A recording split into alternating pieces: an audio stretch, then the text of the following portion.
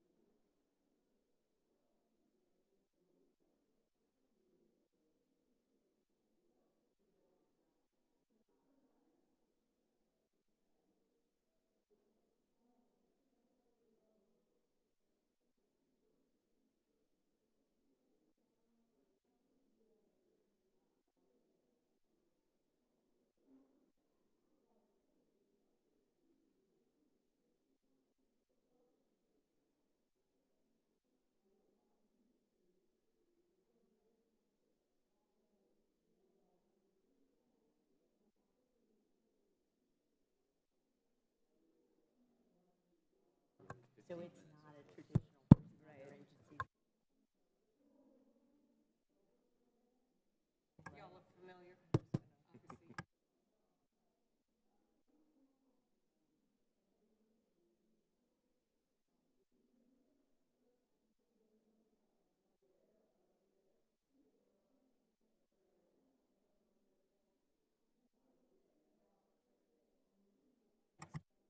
obviously.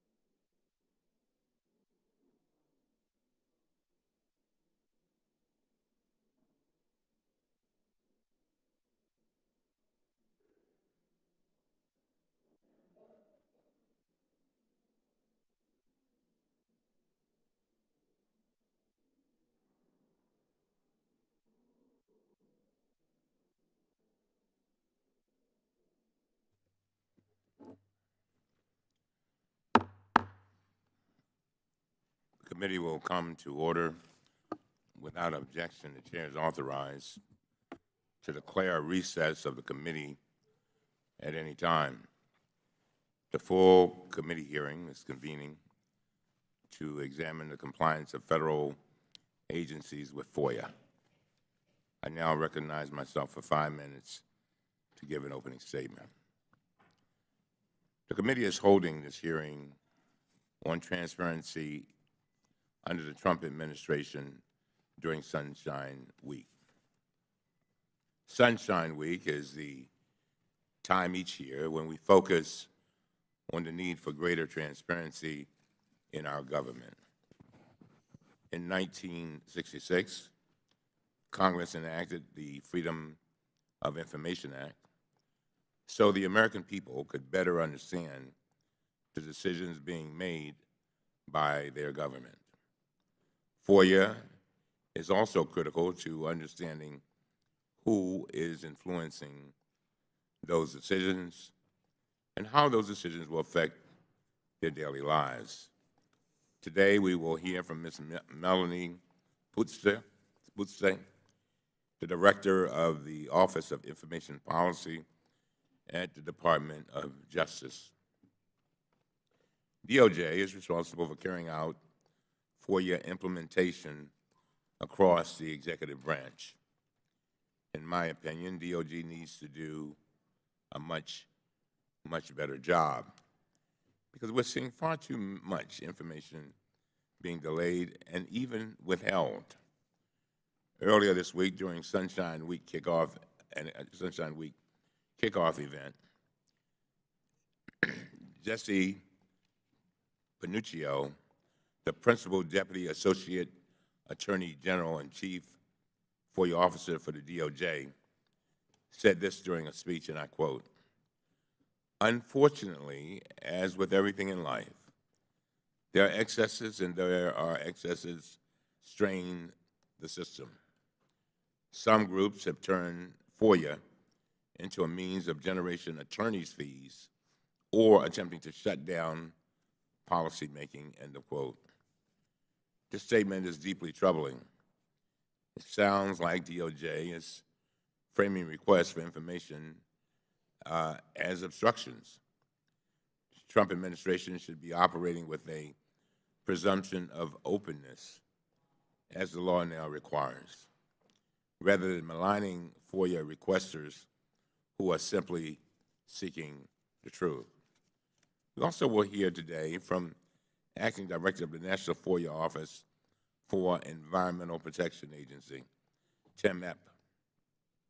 Last year, our committee uncovered troubling issues with the way EPA was responding to FOIA requests in an investigation of former Administrator Scott Pruitt and his senior staff. Chief of Staff stated during a transcribed interview with our committee staff that EPA staff were referring, and I quote, politically charged, end of quote, FOIA requests to political appointees for review. He also explained that certain requests were being deliberately delayed, and today we will investigate whether these tactics are still being used. Finally, also testifying today is Acting Deputy Chief of FOIA Officer from the Department of Interior, Rachel Spector. On December 28th, during the government shutdown, the department proposed a new rule that would make it harder for requesters to obtain information. Last week, I sent a letter to the acting secretary raising concerns about the proposed rule, and I was joined by Senators Patrick Leahy, Senator Chuck Grassley, and Senator John Cornyn. That letter, as you can see, was bipartisan, and oversight of FOIA compliance should always be bipartisan. In 2013, when I was the ranking member of this committee, I worked with our Republican chairman at the time, Darrell Issa, to introduce a FOIA reform bill. For 3 long, hard years, we worked together to advance this bipartisan bill through the Congress. And then, with the help of Senator Cornyn and Senator Leahy, we got it over the finish line. President Obama signed the FOIA Improvement Act into law in 2016. I'm grateful to the many members of this committee who sponsored the legislation, including my Republican colleagues, Mr. Heiss from Georgia and Mr. Gosar from Arizona. The FOIA Improvement Act is a prime example of how members of Congress from both parties can work together to achieve positive results for the American people. The law made a lot of important changes, but the Trump administration, unfortunately, is failing to fully comply with the requirements of the new law. Some agencies, including EPA, have not updated their regulations. Other agencies still have not published data on FOIA compliance for the year 2018. The Department of the Interior did release its data online, but it shows that the department proactively disclosed 58% less data than the last full year of the Obama administration. I know that there are FOIA officers across the executive branch watching this hearing this morning. I want to say to them that I know that you need more resources and more support for the work you do. So let me be clear.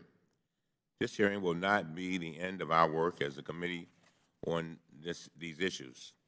We will fight to bring greater transparency to all operations of our government. And with that, I yield to the distinguished ranking member of this committee, Mr. Jordan. Thank you, Mr. Chairman, for calling this hearing to examine government transparency during the week in which we are promoting open and transparent government Sunshine Week. Nothing holds the government more accountable than making its actions open and transparent to the American taxpayer. Transparency is the lifeblood of an informed democracy. Essential to this precept is the Freedom of Information Act, which gives the public a tool to gain insight into how their government functions. FOIA's promise of openness is central to this committee's mission of increasing transparency throughout the Federal Government. It isn't hard to make a FOIA request, but navigating the FOIA process is complicated, and it varies across government agencies. In responding to a FOIA request, each agency has its own set of standards, which may or may not be updated to reflect current law.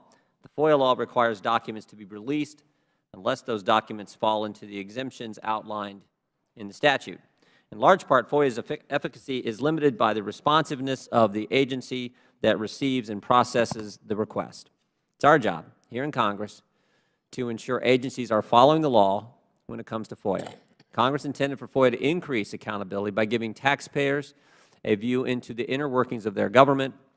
FOIA compliance has not come easily for many agencies. Issues with agency FOIA compliance did not begin, though, during the Trump administration. Although President Obama pledged to have the most transparent administration in history, his administration had several notable FOIA-related problems. Under President Obama, agencies changed FOIA regulations, implemented new policies, abused the exemptions, refused to produce responsive records, and struggled with overall FOIA compliance. The Trump administration has received an unprecedented number of FOIA requests. This is important. The numbers have went up for the Trump administration. A major reason for the increases at EPA and other agencies is that former Obama and Clinton staffers, acting under the guise of being transparency organizations, are being paid by the Tom Steyers of the world to harass the executive branch now that it is in Republican control. For example, American Oversight, which is led by Austin Evers, who oversaw FOIA-related matters at the State Department under President Obama, admits on its website, and I quote, is filling FOIA and lawsuits that mirror the document requests sent by the chairs and ranking members of key congressional committees. With the House of Representatives poised to begin conducting aggressive oversight, we will be able to go to court to force the release of these records, close quote. During fiscal year 2017, according to the Office of Information Policy, the government received a record high of over 818,000 FOIA requests. Even with this unprecedented level of requests, many agencies reduced their FOIA backlogs. According to OIP, even those agencies who did report an increase in their FOIA request backlog made impressive efforts to increase the number of requests processed. Nonetheless, it is an important duty for Congress to ensure that when it comes to FOIA, agencies are following the law. I want to thank our panel of witnesses for being here today, and I look forward to hearing from all of you about your experiences with FOIA, the efforts your agencies are making to comply with the spirit of our law, and any suggestions you might have to ensure disclosure of information is timely, accurate, and routine. With that, Mr. Chairman, I yield back. I want to thank the gentleman for your statement. And with that, I now want to welcome our witness for today's hearing, Ms. Melanie Pustay. Pustay. Say it again. Pustay. Okay, I like that. I think I do too. And you are the Director of the Office of Information Policy at the U.S. Department of Justice. Mr. Timothy Epp is the Acting Director of the National FOIA Office at the Environmental Protection Agency. Ms. Rachel Spector is the Acting Deputy Chief FOIA Officer for the Department of the Interior. Thank you all for participating in today's hearing. And if you all would please rise, and I will begin to swear you in. And would you raise your right hand? Do you swear or affirm that the testimony you are about to give is the truth, the whole truth, and nothing but the truth? So help you God. You may be seated. Let the record show that the witnesses answered in the affirmative. Now, to our witnesses, the microphones are sensitive, so please speak directly into them. Without objection, your written statements will be made a part of the record. With that, Ms. Pustay, you are now recognized to give an oral presentation of 5 minutes. And I would ask that you try to limit your comments. I try to be, fair and liberal with, I know you want to get stuff out, statements out, but keep in mind we do have it, your entire statement. So if you'd be kind enough to summarize, okay? Certainly. Thank you very much. Keep your voice up. Good morning again, Chairman Cummings, Ranking Member Jordan, and members of the committee. I'm pleased to be here today to discuss the Freedom of Information Act and the Department of Justice's ongoing efforts to ensure compliance with the statute. My office has undertaken a range of initiatives designed to assist agencies in improving their FOIA administration, and today I'm pleased to highlight some of those efforts. Just last month, OIP issued comprehensive guidance to agencies on adjudicating administrative appeals under the FOIA. As one of the agencies that receives and processes the most FOIA appeals across the government, we have seen firsthand the positive benefits that a robust administrative appeals process can have for both agencies and requesters. For a requester, the FOIA administrative appeal process provides a simple-to-use mechanism to seek review of the initial action taken on a request. That, in turn, increases their confidence in the FOIA process. For agencies, an effective appeals process provides an opportunity to review and reevaluate, if necessary, the initial action taken on a request, to provide clarification, correct any mistakes, and thereby obviate unnecessary judicial review. Now, while the administrative appeal process offers a formal mechanism for requesters to seek a second review of the action taken on their request, agencies often interact with the public in more informal ways through their FOIA requester service centers and their FOIA public liaisons. In June of 2018, OIP issued guidance to agencies that addresses the importance of quality requester services as agencies engage with the public during all stages of the FOIA process. Now, overseeing all of the agency's FOIA operations are agency chief FOIA officers. DOJ's FOIA guidelines have long held that improving FOIA performance requires the active participation of agency chief FOIA officers. The Department addressed this critical aspect of FOIA administration by issuing a memorandum in January that emphasized the significant role of the chief FOIA officer and the importance of ensuring that this position is properly designated at the assistant secretary level or equivalent, as is required by law. We also required agencies to report on whether their designations meet this statutory requirement in their 2019 Chief FOIA Officer reports. Now, in addition to providing guidance to agencies, the Department firmly believes that training is fundamental to any successful FOIA program. Such training helps ensure that the law is properly and consistently implemented across the government. As part of our efforts to encourage government-wide compliance with the FOIA, every year experts from my office provide training to thousands of FOIA professionals across the government. We also hold best practices workshops so that we can share successful strategies and approaches to FOIA administration. The Department's FOIA guidelines stress that every agency must be accountable for their FOIA administration, and we engage in a number of efforts to keep agencies accountable and also to help them move forward in their administration of the FOIA. Every year, OIP issues reporting requirements for agencies that focus on 5 key areas, including proactive disclosures, use of technology, and timeliness in responding to requests. We conduct a detailed review and assessment of agencies' progress. We score agencies on a variety of milestones, providing a visual snapshot of the progress being made in areas in need of improvement. I'd like to take a minute to highlight one of our major initiatives. As you know, the FOIA Improvement Act included a requirement that DOJ and OMB ensure the operation of a consolidated online request portal that allows members of the public to submit a request to any agency from a single website. Last March, we were very pleased to go live with our first iteration of the National FOIA Portal, which resides on FOIA.gov. Since the release of the portal, FOIA.gov has received over 1 million page views and 9,000 requests have been transmitted through the portal. We are building on the achievement. Last month, DOJ and OMB issued joint guidance to agencies on becoming fully interoperable with the portal. The directive also requires agencies to regularly update their FOIA.gov accounts and to annually certify to DOJ that they've done so. We're very pleased with the positive feedback that the National FOIA portal has received from both the public and the agencies, and we look forward to continuing to make improvements to that site. Now, we believe that every request is important. And yet, with finite resources and an ever-increasing volume of complex requests, the challenges that many agencies face and the strain on the system can be substantial. OIP is fully committed to its responsibility of encouraging government-wide compliance with the FOIA. We will continue to guide and train agencies to share best practices, explore IT innovations, all to help agencies meet the FOIA challenges of today. Thank you.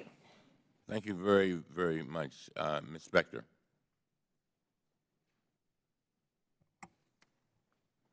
Chairman Cummings, Ranking Member Jordan, members of the committee, thank you for the opportunity to appear before you today. My name is Rachel Spector, and I am the Deputy Chief Freedom of Information Officer in the Office of the Solicitor at the Department of the Interior, a newly created position that I've held for the past 2 months. I've worked in public service the majority of my life, beginning with my employment as a legislative assistant to Congressman David Obey for almost 8 years. I left that position to attend law school and returned to public service when I joined the Solicitor's Office at Interior in 2002. For most of my career in the Solicitor's Office, I've worked in the division that provides legal services on core administrative law matters, including the FOIA. During my 17-year tenure at Interior, I've proudly served as a career public servant to both Republican and Democratic administrations, assisting the department to pursue its great mission in a lawful manner. The department's FOIA offices have experienced a 30% increase overall in the volume of incoming FOIA requests since FY16. The FOIA office for the Office of the Secretary has been hit especially hard, experiencing a 210% increase. Because many of the department's FOIA offices are unable to timely respond to the increased volume of requests, the department has also experienced an unprecedented increase in FOIA litigation, in which requesters are not suing the department because it allegedly withheld documents that are subject to release under the FOIA, but simply because requesters have not received timely responses to their requests. The surge in FOIA litigation further hobbles the ability of FOIA processors to do their work in a timely and equitable manner because the litigated requests typically jump to the head of the queue ahead of non-litigated requests. The FOIA professionals at the department are dedicated public servants who are committed to their work on behalf of the American people. These circumstances, however, have led to an environment in which the department is unable to properly serve the FOIA requester community. Leadership in Interior believes it's imperative to break this unproductive cycle. To that end, former Secretary Zinke issued Secretary's Order 3317, a copy of which is included in my written materials, that underscores the department's commitment to an equitable FOIA program that ensures compliance with statutory requirements of transparency, accountability, and prompt production. The order designates the solicitor as the chief FOIA officer of the department to significantly increase the visibility and authority of the position and leverage the substantial legal expertise of the solicitor's office with respect to the FOIA. The order also establishes the operational position of DCFO to oversee the department's FOIA program and take meaningful steps to improve the quality, efficiency, and consistency of the work performed by the FOIA offices. As DCFO, I have begun a broad effort to improve the organization and governance of the Department's FOIA program that includes establishing uniform position descriptions and performance standards for FOIA staff and setting appropriate pay grades, establishing hiring requirements for the bureaus to ensure adequate staffing and top-quality hires, creating a robust training program for FOIA officers and processors, issuing standard operating procedures for FOIA processing and other needed policies, and obtaining and deploying modern, reliable technology for FOIA request tracking, as well as tools for search and collection and document review. I'm proud to lead this important effort to improve the Department's ability to meet its obligations under the FOIA. I also appreciate the consistent bipartisan interest of the Congress in the FOIA and welcome any insights members of the committee may have to assist the Department in meeting this important goal. With that, I conclude my remarks. Thank you again for the opportunity to appear before you today. Thank you very much, Mr. Epp. Good morning, Chairman Cummings, Ranking Member Jordan, and members of the committee. As mentioned, my name is Timothy Epp. I am the Environmental Protection Agency's Acting Director for the National FOIA Office within the Office of General Counsel. EPA created the National FOIA Office this past year to provide centralized FOIA program services for the agency in what otherwise remains a substantially decentralized FOIA program. I appreciate the opportunity to come before you today during Sunshine Week to share EPA's commitment to operate transparently and to improve the speed and quality of EPA's FOIA responses. I would like to quickly touch upon key items covered in greater detail in my prepared statement, namely the commitment of EPA's senior leadership, the many initiatives EPA is implementing, EPA's proactive disclosure, and the challenges EPA faces. First, on the senior leadership's commitment. EPA established a strategic goal on transparency, which includes eliminating the FOIA backlog. Also, this past August, then Acting Administrator Wheeler held a planning meeting on FOIA with agency senior leadership. At that meeting, he expressed his expectation for EPA's quality and timeliness in FOIA responses. He directed a review of the agency's efforts, and he asked for options for the EPA to take concrete actions to address FOIA processing quality and timeliness. Administrator Wheeler also sent an announcement to all EPA staff reinforcing the agency's commitment to transparency and FOIA timeliness and quality. Also in November, EPA issued a significant policy memo to streamline and eliminate confusion regarding EPA's awareness notification process.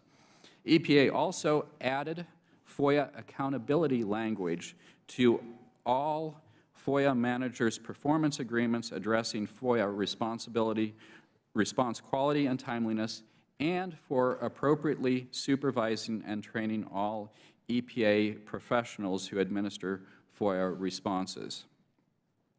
Over the past year, EPA significantly improved its FOIA program in a number of ways.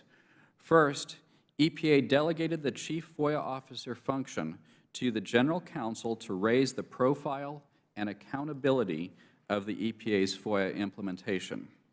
Second, EPA launched a reorganization of the FOIA programs in each of the 10 EPA regional offices, moving those programs into the regional counsel's offices in order to provide reporting responsibility lines up to the General Counsel, who is the Chief FOIA Officer.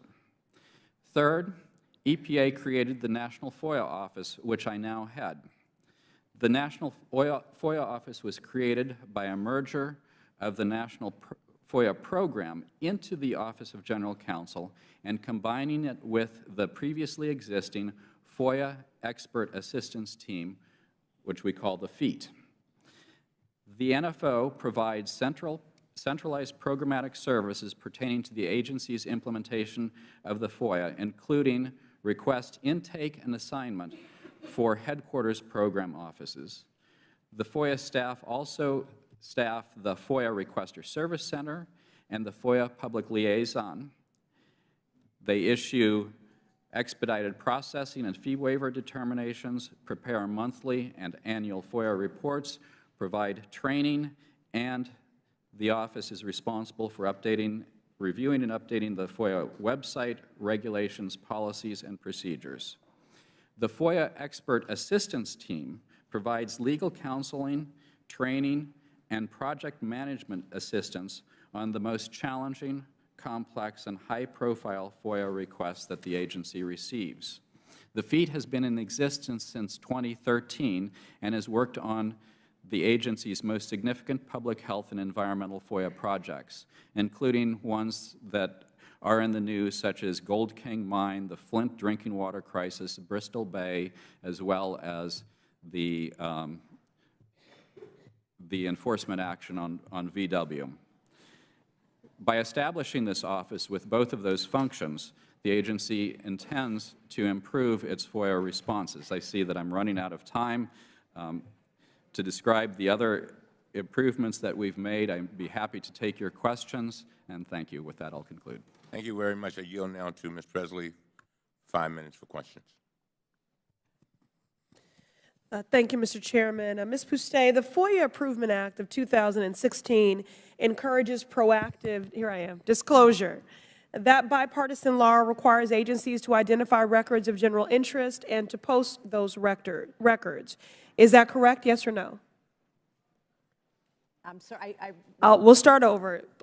I got only 5 minutes, though. The FOIA Improvement Act of 2016 encourages proactive disclosure. Right. The bipartisan law requires agencies to identify records of general interest and to post these records. Is that correct? Well, you're not exactly quoting the statute, but it's definitely correct that the FOIA Improvement Act has a provision to require agencies to make proactive disclosure. Okay, I'll move on. Investigations by the Sunlight Foundation have revealed that the Department of Health and Human Services has removed web pages providing information about the Affordable Care Act from the Medicare.gov website. The Sunlight Foundation report notes that the deleted page contained information on how Medicare coverage relates to the health insurance marketplace and linked to pages with additional information. Other similar reports from the Sunlight Foundation note that the Department of Health and Human Services has also scrubbed information about breast cancer, preventive services guaranteed by the Affordable Care Act, as well as various LGBTQ health issues from its website for the Office of Women's Health. Were you aware that the Department of HHS has removed content related to preventative care, LGBTQ health, and women's health from its website? I really would refer you to HHS for their decisions that they've made on posting or not posting information. Well, do you endorse that decision? We at the Department of Justice have a strong record of encouraging agencies to proactively post information beyond what is required by the statute to be posted, but to actually look for information that's of interest to the public, to work with their community of requesters. I'm sorry, but this is about people's lives, okay, and access to really critical information. So in your personal opinion, scrubbing information about breast cancer, preventative services guaranteed by the ACA, and various LGBTQ health issues from its website, this is the Office of Women's Health, what is your personal opinion of that? Well, I'm not here to give you my personal opinion, but I can give you my opinion in my role at the Department of Justice. Okay, I think you did that, and we just disagree. Moving on. Ms. Pouste, the Sunlight Foundation also reported that the Department of Justice has removed information from its websites without providing any notice or explanation. Specifically, the report notes that the Department of Justice removed information from its website for the Office of Violence Against Women, including removing a section on how to respond to stalking. That section provided links with specific tips for victims, for prosecutors, law enforcement officers, judges, and others. Were you aware that the DOJ removed these resources for victims of domestic violence from its website? No, I'm not personally aware in my official capacity. I'm happy to make further inquiries about it, though. Well, I hope you would, because again, this is denying victims access to critical information that could determine their very life or death. Despite the fact that the Office of Violence Against Women has a website archive, the deleted information does not appear to be provided in the archive. Do you agree that it is important for agencies to provide helpful information about how Americans might obtain assistance under existing laws? Yes or no? I definitely think it's important for proactive disclosures to be there to help the public and inform the public. Okay. One more time, for the record. Do you agree that it is important for agencies to provide helpful information about how Americans might obtain assistance under existing laws? Because the stalking information and that critical information was removed. Yeah, I don't want to address a specific set of documents without knowing more about them. It wouldn't be responsible of me to do so. But I absolutely agree that the reason for having proactive disclosures, and it's why it's such an important part of the FOIA, is to provide information that's of interest to the public affirmatively so that there isn't a need to make a FOIA request to it. That's an important part of Freedom of Information Act, and it's an aspect of the law that I'm sorry, I'm running out of time. Do you think it would be an appropriate issue for the Department of Justice to review? I'm certainly happy to look into it. Okay. All right. Given that some agencies, and I'm out of time. All right. Thank you. Thank you, gentlelady. Would you kindly, when you all talk, we can't hear you. So we need to, when you're talking to the mic, get it kind of close to you, all of you, please, so we can hear you, all right? I think we kind of got through that one. Mr. Meadows for 5 minutes. Thank you, Mr. Chairman, and thank you for holding this hearing as we continue to look at FOIA. Ms. Boustay, I can tell you that this is not a partisan issue. It's one that we've had a number of hearings on, and candidly, I appreciate your willingness to actually move the ball down the road and get a lot of this information flowing to the American people. I think transparency is good medicine, and yet we continue to miss the statute. The statute's very clear on how quickly we need to respond to FOIA requests, and honestly, that's just not happening. Would you agree with that? There's no doubt, as I mentioned in my opening statement, for many agencies there is a strain on the system. There's no doubt. That wasn't my question. My question was, there's a statute that gives the number of days that you need to reply to FOIA requests. Is there not a law? The statute actually provides several mechanisms for seeking an extension of time, and provides for let me say it this way, recognizes that there are many situations, and it's set forth in the statute, where it will take longer than 20 days or even 30 days to respond to a request. So the statute has built into it a recognition of the fact that agencies will be challenged at times in responding within 20 or 30 days, for instance, with voluminous requests. I get that. Ask for tens of thousands of pages of No, I get that. So let me just ask you, and here's where the crux of the matter.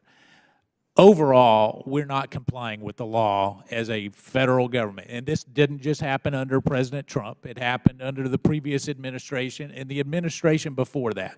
We're not complying with the law, or at least even the spirit of the law, which says that when you get a FOIA request, you actually try to get it out of the door in 21 days. Is that correct? I respectfully disagree with the premise. I do think that agencies overall are complying with the law. Okay, then why do we have FOIA requests, Ms. Boustay? That was supposed to be a softball question. So, so why do we have agencies that continue? We're still waiting on documents we requested from the State Department under the previous administration. So how can you say that that's compliance? Right. How can Judicial Watch go through a lawsuit and get documents that both Democrats and Republicans have requested, and they get them through the courts, but we can't get them through normal requests? How does that happen? One of the things that I think actually has a very unfortunate negative impact on FOIA administration is the fact that when somebody goes to court and goes to court after day 20 or after day 30, because the statute allows people to go to court that quickly, that what that happens all too often is it pushes that request to the front of the line. And then the ordinary citizen, the historian, the journalist, their request keeps So how do we fix that? further back. So I agree that that's happening. So how do we fix that? Well, that would require a statutory change. What do you mean it requires? Just to give them more time? Or I mean, I'm certainly, obviously, happy to talk with the committee and work with the committee on legislative proposals. What agencies have to do, as a practical matter, taking the law as it is now, is manage their resources so that they can handle litigation deadlines that are now being imposed on them by court order, incorporate that within their day-to-day processing of requests from ordinary citizens. And because we've had year after year a tremendous increase in the volume of requests coming in, one of the things that we've been advising agencies to do is to focus on simple track requests, smaller volume requests. And have you seen an increase there in terms of compliance? I know you've. Yes, and we definitely. And what percentage increase? We score agencies every year on the whether or not their simple track requests can be processed within an average of 20 working days. And how many of them are complying? I mean, what's the percentage? I don't have the actual number. Can you get that back to the chairman and the ranking member? It's available on our website, but we're happy to also give it to you, yes. Okay, here's my concern, and here's what I would ask for you to help our committee out with. We need to streamline the process, and whether it's when a document is created, that it gets a stamp that says this is okay for FOIA release. The problem is that you have too many people, in my opinion, in the chain of approving something before it goes to the American public. And so you get documents that should be released easily that have to still go through the chain. Can you come up with 2 or 3 recommendations on how we streamline that process and report back? Yeah, sure. All right. Thank you. I'll yield back. Thank you very much, Mr. Maloney. Thank you, Mr. Chairman. Ms. Poussey, on December 28th, 2018, the Department of the Interior proposed a new rule on processing FOIA requests. Did Interior consult with the Office of Information Policy before it issued the proposed rule? No, it did not. Did not. The rule proposed by Interior would set limits on requests when they involve the processing of, quote, a vast quantity of material, end quote. The rule seems designed to give Interior discretion to arbitrarily reject requests by claiming the requests are too large or too burdensome.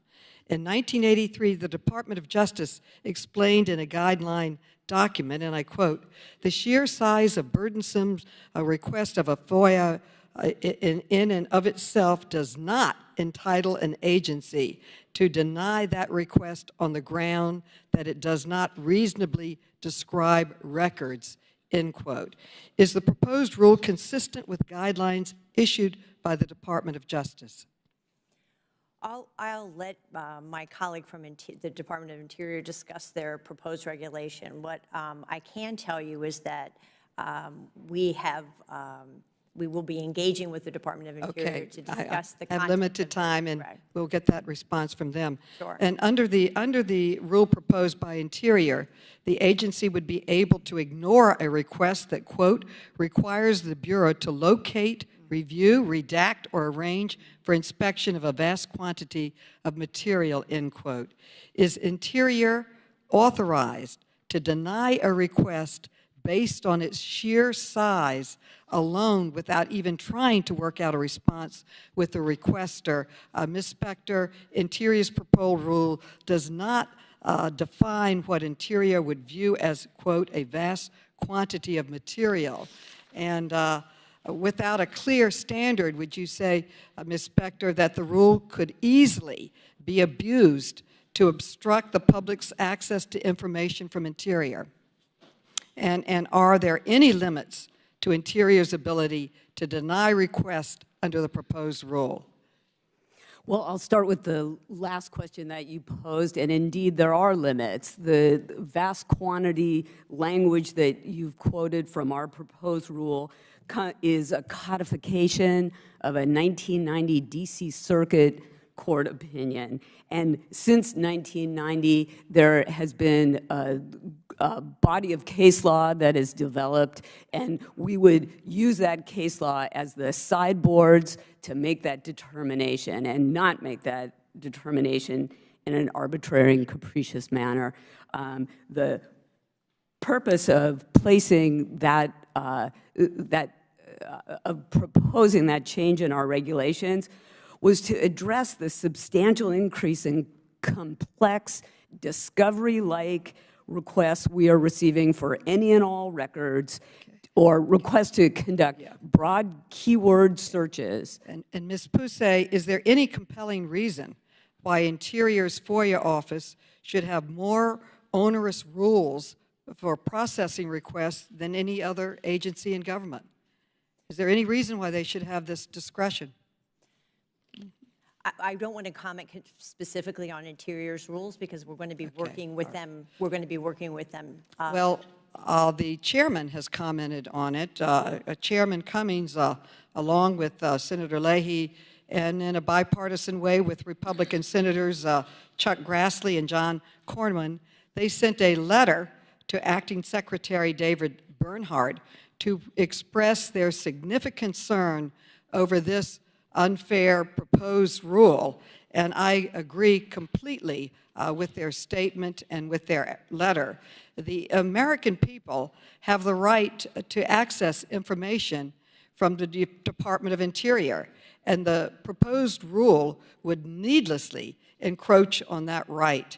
And so I urge DOI and everyone to object to this proposed rule and withdraw it immediately. It has it's very unfair, and it seems like an attempt to withhold information. And I yield back the balance of my time.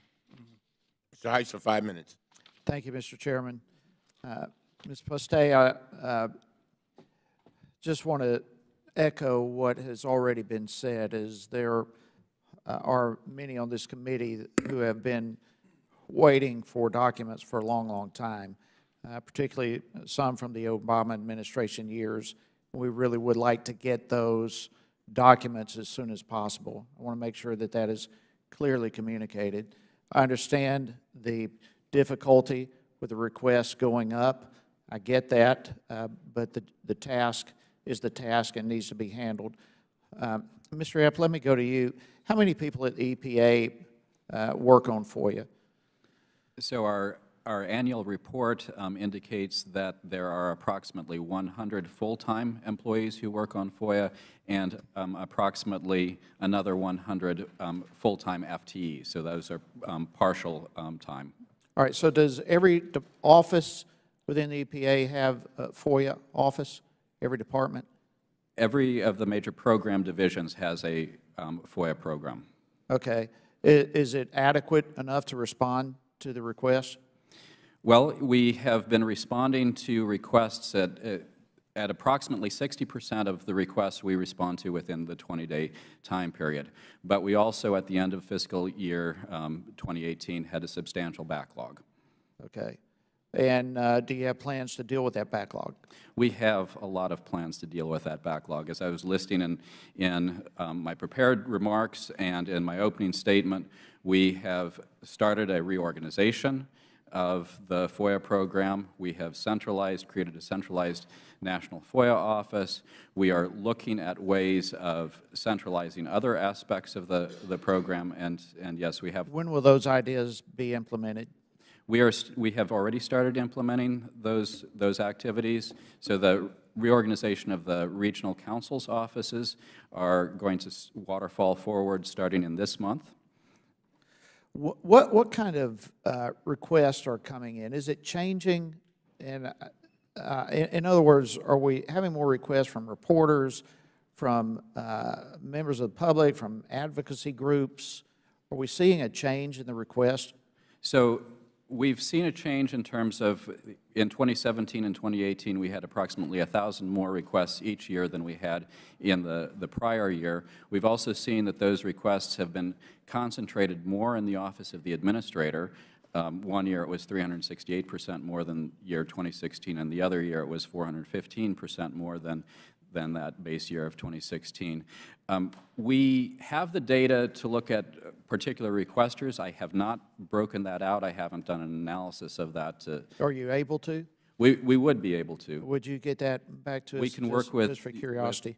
with the committee on those sorts of requests. Okay, thank you. What about complex requests? Are you seeing an increase in the complex? We have noticed, at least particularly in the Office of the Administrator, some increase in complexity in a number of different ways. Requests that ask for all communications, for example, without any narrowing of it, as well as requests that have multiple subparts and that, as a result, produce large document collections that we must review. Have those complex requests increased with the Trump administration?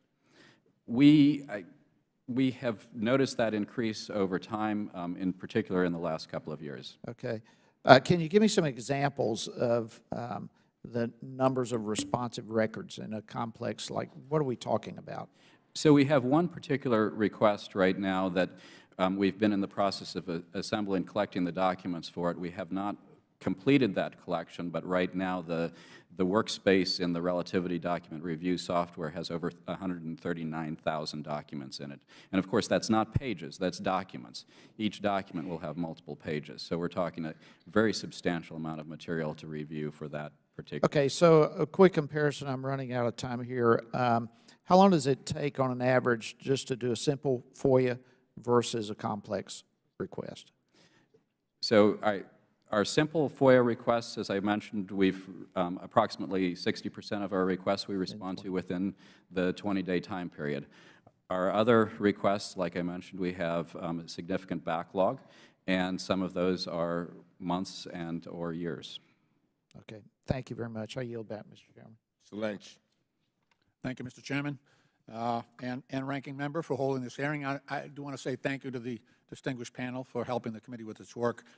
Ms. Puste, the committee, along with a number of outside public interest groups, have been involved in a national security review of multiple whistleblower reports that describe a concerted effort inside the White House to transfer highly sensitive nuclear technology to Saudi Arabia.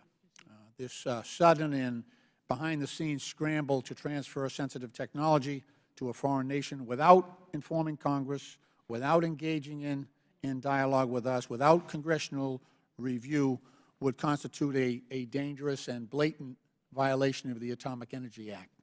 So the interim report that was issued by Chairman Cummings' staff last month underscored that one of the chief proponents of this so-called Middle East Marshall Plan was former National Security Advisor Michael Flynn, who obviously pleaded guilty to providing false information to the FBI regarding his foreign contacts, and other former current Trump associates at the White House who have been involved in this allegedly to push the Saudi Arabia nuclear transfer. Thomas Barak, he was President Trump's inaugural committee chairman, and also Jared Kushner, the President's son-in-law and also an advisor, senior advisor to the President. So we have, as a committee, we have requests, FOIA requests in, and requests directly to 7 different agencies. And as well, the Government Accountability Project, they do great work. They've got requests into the Department of State, Department of Defense, Central Intelligence Agency, Department of Commerce, Department of Energy, and the Treasury Department. We have requests into those agencies as well as the White House. So far, we've got zero. Nothing from any of those agencies, nothing from the White House. So, you know, your mission, as you describe it, is really to provide information that the American people should know. And this is certainly within that ambit. And I'm just wondering what your what your reasoning or what your thinking might be for why, with all these requests on such an important issue, we've got 0 from the White House and 0 FOIA responses from all of those agencies, 7 of them. Well, I can't speak to any particular individual FOIA request because I don't know any of the background as to their handling. But any document at all. I mean, this. So I understand that you could pick and choose, say this is sensitive, we can't do this, or come up with a reason. They haven't given us a reason either. So we basically got silence from 7 agencies and the White House. Well, again, I don't know. I just don't have any background on the handling of those individual requests. I'm happy to look into it for you if you'd like. Our mission, our statutory mission, is to encourage compliance with the FOIA, just to correct the articulation of that. And we do a number of things to help make sure that agencies are trained to be able to understand their legal obligations under the FOIA, that they have guidance from us as to ways to improve their administration of the FOIA.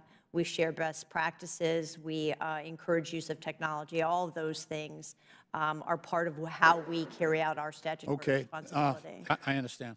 That's the same answer you gave to everybody else.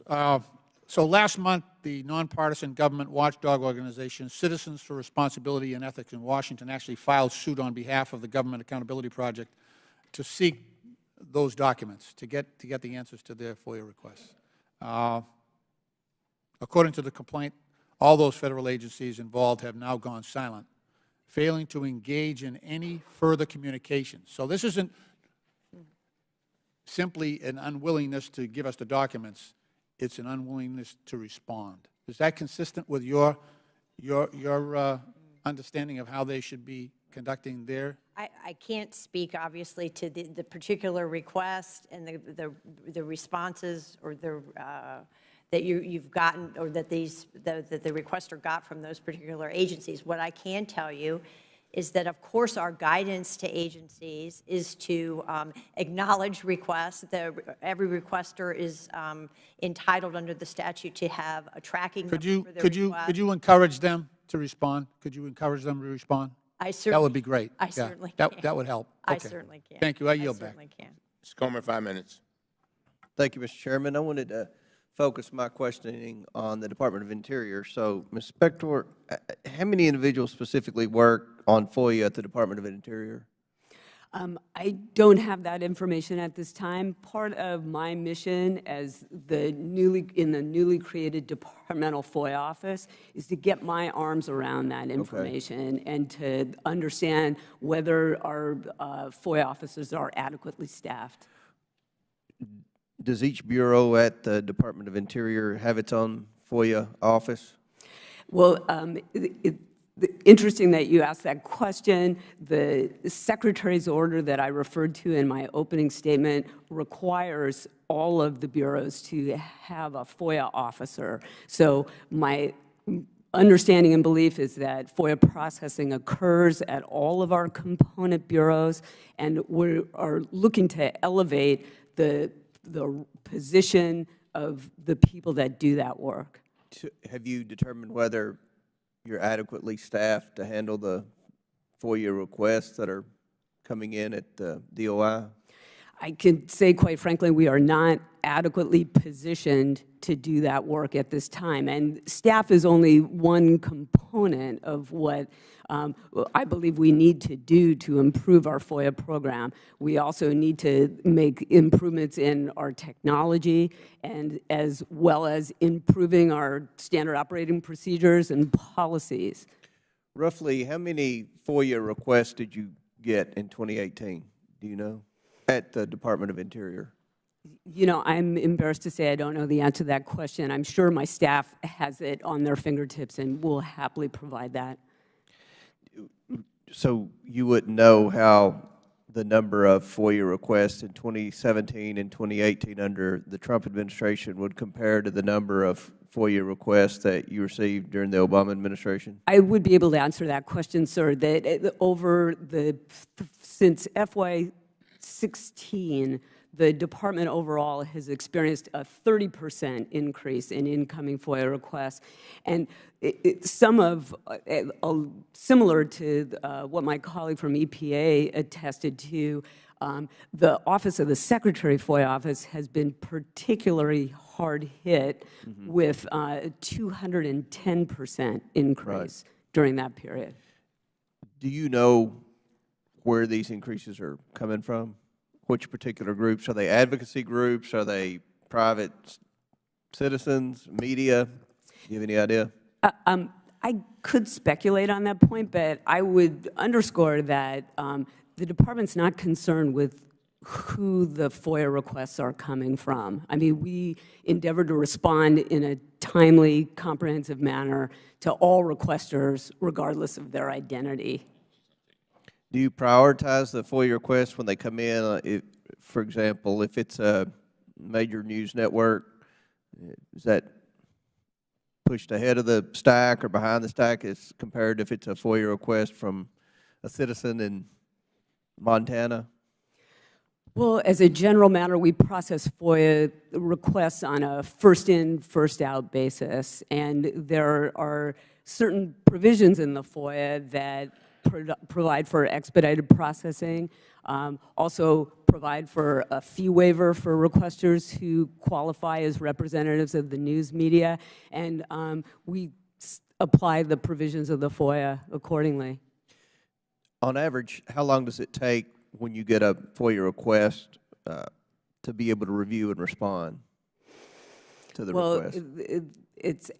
The answer is more nuanced in that we process our incoming requests pursuant to tracks. There's a simple track and a normal track, complex track. Complex being the requests that are likely to result in the collection of large amounts of documents. And for example, the requests that are in our simple track, by our own policy, we endeavor to respond to within 5 working days. Do you track with request of, if this is a same person doing FOIA request every day, are they red flagged, or how does that work? I know in the past, I've been, a previous job before I came here was harassed by political opposition groups, bloggers, things like that. I didn't know if there was a system in place to determine the validity of the person requesting the FOIA request. No, sir, and again, we don't process our requests based on the identity of the requester. I would say we have a substantial number of what we call frequent flyers. Right. And we process their requests on a first-in, first-out basis. Comment time has expired. Thank you. Mr. Rutter. Thank you, Mr. Chairman. Mr. Epp, there's about 1,700 FOIA requests outstanding from the most recent report. It actually puts EPA in the bottom 10%. So is this a resource issue, a manpower issue, or both? That is a topic that we are currently analyzing, and that is part of the reason for the reorganization of the National FOIA Office, to create a centralized office to take a look at those sorts of issues. You know, one of the things that we've recently done that we did within the last calendar year was upgraded the document review processing software to add certain features that will increase the ability to review similar documents together. So is it a resource issue then and a manpower issue? I mean, if you had enough people and the resources, we could clear this up pretty quickly, right? Or is this, if it's a process issue, that tends to be a management, lack of management and leadership issue. So which one is it? And the agency has dedicated more resources to FOIA processing this year, including authorizing increased hiring in my office. We have just onboarded those new hires, new hiring in the administrator's office, and standing up a tiger team of document reviewers in the administrator's office. So we are dedicating more resources to the effort, and part of what I am doing is trying to analyze exactly how much of it is resource issues, how much of it is processing issues, and things like that. Well, we're 2 years into the administration, so hopefully that will happen soon. But let me ask you this. If President Trump's budget with a 31% cut in the EPA, do you support that cut? Like I said, the agency dedicated more resources to FOIA in the last. But you have a limited budget. Do you support the 31% cut to the EPA? And our do you support the 31% cut to the EPA? We will work with Congress to implement the budget that you pass. But do you support the President's 31% cut to the EPA? We will work with Congress on the budget that Congress passes. I also note that you have over 800 openings in the EPA that haven't been filled. If those seats were filled, wouldn't that help address this issue? So I don't have oversight or vision on all of the hiring needs and where the hiring is across the agency. If that's something that you would like a response. Well, my concern is that there's roughly 14,000 employees in the EPA. 8,000 of them are eligible for retirement through 2021. So you take that coupled with the 800-plus open seats, I can't help but think that the EPA could meet many of its obligations, including FOIA requests, if it was properly staffed up according to the ability it has. Not to mention, with all of these potential retirements, is the EPA prepared to hire people so it can meet its obligations? So like I mentioned, within my office, we were authorized to hire, and we completed hiring over the last year and are now. So if you were authorized to hire more individuals that could manage the FOIA requests, you could definitely address the backlog, correct? And we onboarded and are currently onboarding some of those hires. And, you know, with any hiring initiative, there's also a training up time, an integration. Again, we're 2 years into the administration. We're 1,700 FOIA requests that haven't been met. So if people were hired, it seems like that would solve the problem. I also want to call your attention to last year, the Republican and Democratic staff from this committee interviewed EPA Chief of Staff Ryan Jackson, who stated, quote, in talking about a specially created team, he said, quote, politically charged FOIA productions. Is there a special team or any version of it that is still existing at the EPA that is reviewing these types of FOIA requests? So the FOIA Expert Assistance Team is in my office, and their charge since 2013 has been to work on the most challenging, complex, and high-profile FOIA requests that the agency receives, including such things as Bristol Bay, Gold King Mine. Do you personally review them? Yes. So they all come, basically, the buck stops with you. You personally make the decision. So that team I review and I supervise, yes. Thank you, Mr. Chairman. I yield back. Go, sir. 5 minutes. Thank you, Mr. Chairman. And I welcome and I thank the Chairman for having this hearing on FOIA. But I also find it odd that my friends across the aisle are complaining about the FOIA request when this administration was able to reduce some of the FOIA backlog by 3.2%. I don't remember hearing anything when groups were sending FOIA requests to the Obama administration on the IRS scandal, Benghazi, Fast and Furious, and the list goes on. Not a peep. Since my friends across the aisle have found a newfound respect for FOIAs, I asked them to join me in urging the DOJ to release the requested FOIA documents to groups like Judicial Watch that have requested documents that deal with the IRS scandal, Fast and Furious, all the documents reporter Cheryl Atkinson has requested that deal with the Obama administration spying on her, and the FISA warrants used to spy on Carter Page. If my friends across the aisle truly cared about transparency, they would join me in pressuring the DOJ to release the request of FOIA documents, unless, of course, this is a charade and they only care because it is Donald Trump as the president. Ms. Specter, I didn't hear the answer. Did some of your FOIA officers at the DOI attend trainings offered by the Office of Government Information Services? I don't know specifically, but I suspect that is the case, yes. There's a mantra, working smarter, not harder. So sometimes an educational process of how to actually triage things, that might be a very helpful application. Let me ask you another question. Can you give me a little bit more idea of specifically what type of FOIAs are coming in? Have they changed in nature? Are they more from news agencies? Are they more complex in litigation? Can you give me a breakdown of how that maybe has changed over the last 2 years? Yes, and again, I can't really speak to the identity of FOIA requesters, but I can tell you that since FY15, our amount of complex FOIA requests, that is, requests that will result in the production of a large amount of documents or records, has gone up 55%.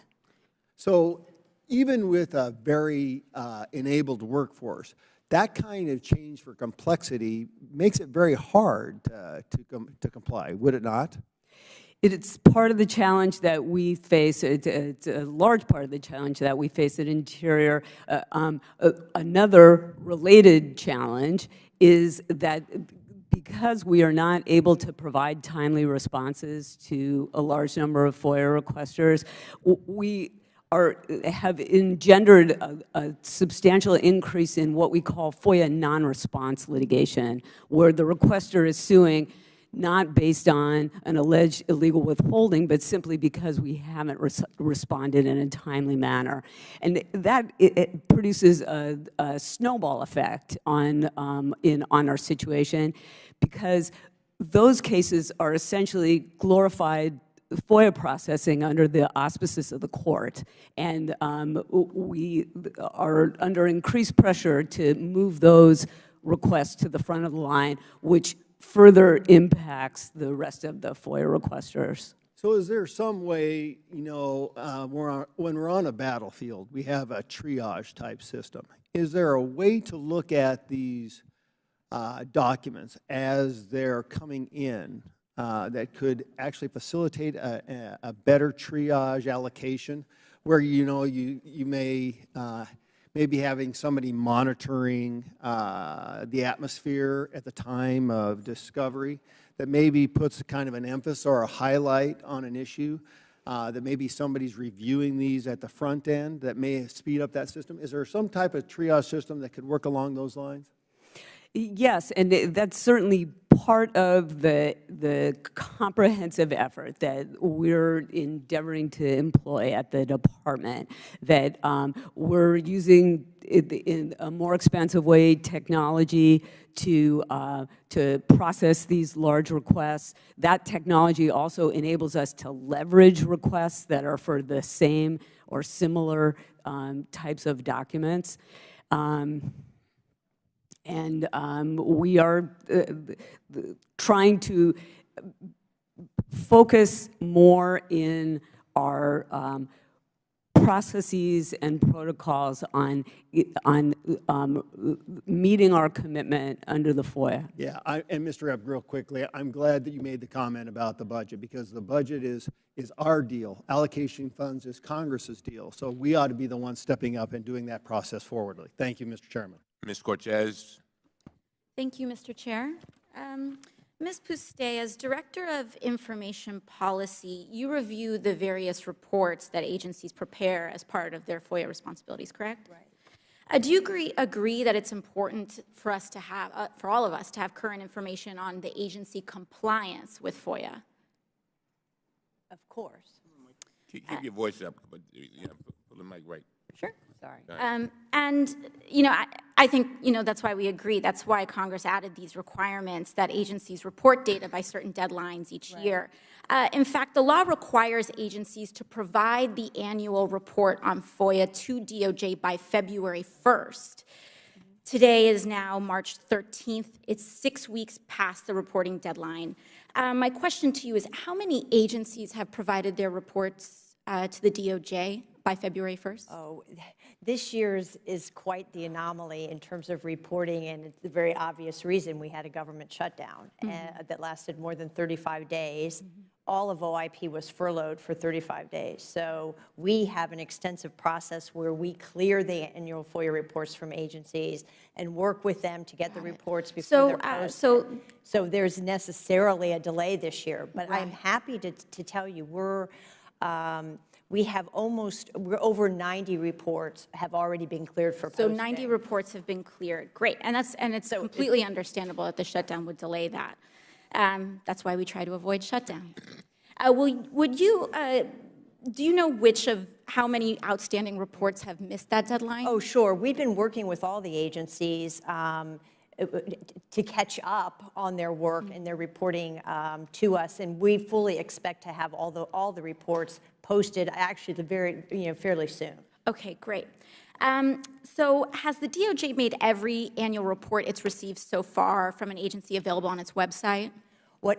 When we clear the reports, after we've done our review, the agency then has to prepare the report for posting, and that requires a process of coding the document. As soon as the agency posts the document, then we in turn link it to our central website on DOJ's website. I see. So we are literally posting reports as we speak. Thank you. Okay, and that's great. Good to know that that process is on its way. Mr. Epp, the EPA just posted its report yesterday.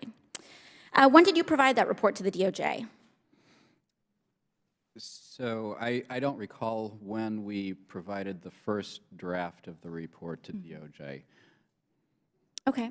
And Ms. Puste, what is DOJ doing to ensure that the agencies are making these annual reports accessible to the public in a timely manner? Right. As I said, this year is quite the anomaly. I think if you looked back at any of the other years, we're very proactive in terms of reaching out to agencies, and we have really quite a refined process now. It's not an issue at all in a normal year. And that's good to know. And one of my questions, too, is what would DOJ do if an agency simply refused to provide the annual report? Right. That's not been a problem at all.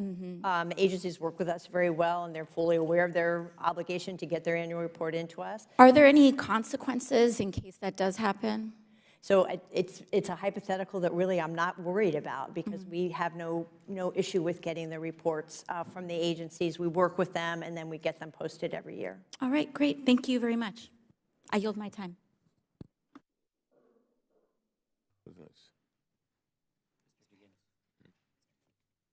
Ms. Higgins. Thank you, Mr. Chairman. Mr. Chairman, the Committee on Oversight and Reform, the majority, seems to be attempting to imply that the Trump administration is opaque and closed off to Freedom of Information Act requests, whereas actual data shows that the President's administration has been very responsive to the record number of FOIA requests and is actively working to reduce the nearly 10-year Freedom of Information Act backlog at some agencies. Ms. Puste, OIP found that the government received a record number of FOIA requests in 2017, correct? Yes. In fact, can you clarify for Americans watching that the government received over 818,000 FOIA requests in 2017 alone, an incredible increase from 2016 in number? This was the first year, in fact, that the government received over 800,000 requests. Is that correct? That's correct, and we're on track, I think, to far exceed that number for fiscal year 18. And how have you managed to deal with such a volume of requests? And were you and your staff surprised at the number of FOIA requests that has been received since President Trump took office?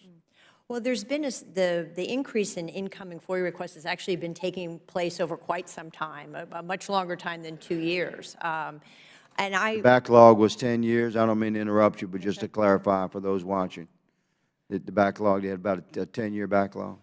No, what I'm saying is that the increase in incoming requests has been occurring steadily over the years. And each year, agencies are really struggling to try to meet that increased demand and increasing their processing, only to see the following year even more requests coming in. Right. I think I attribute it to just an increased interest in using the FOIA as a means of becoming more engaged with their government.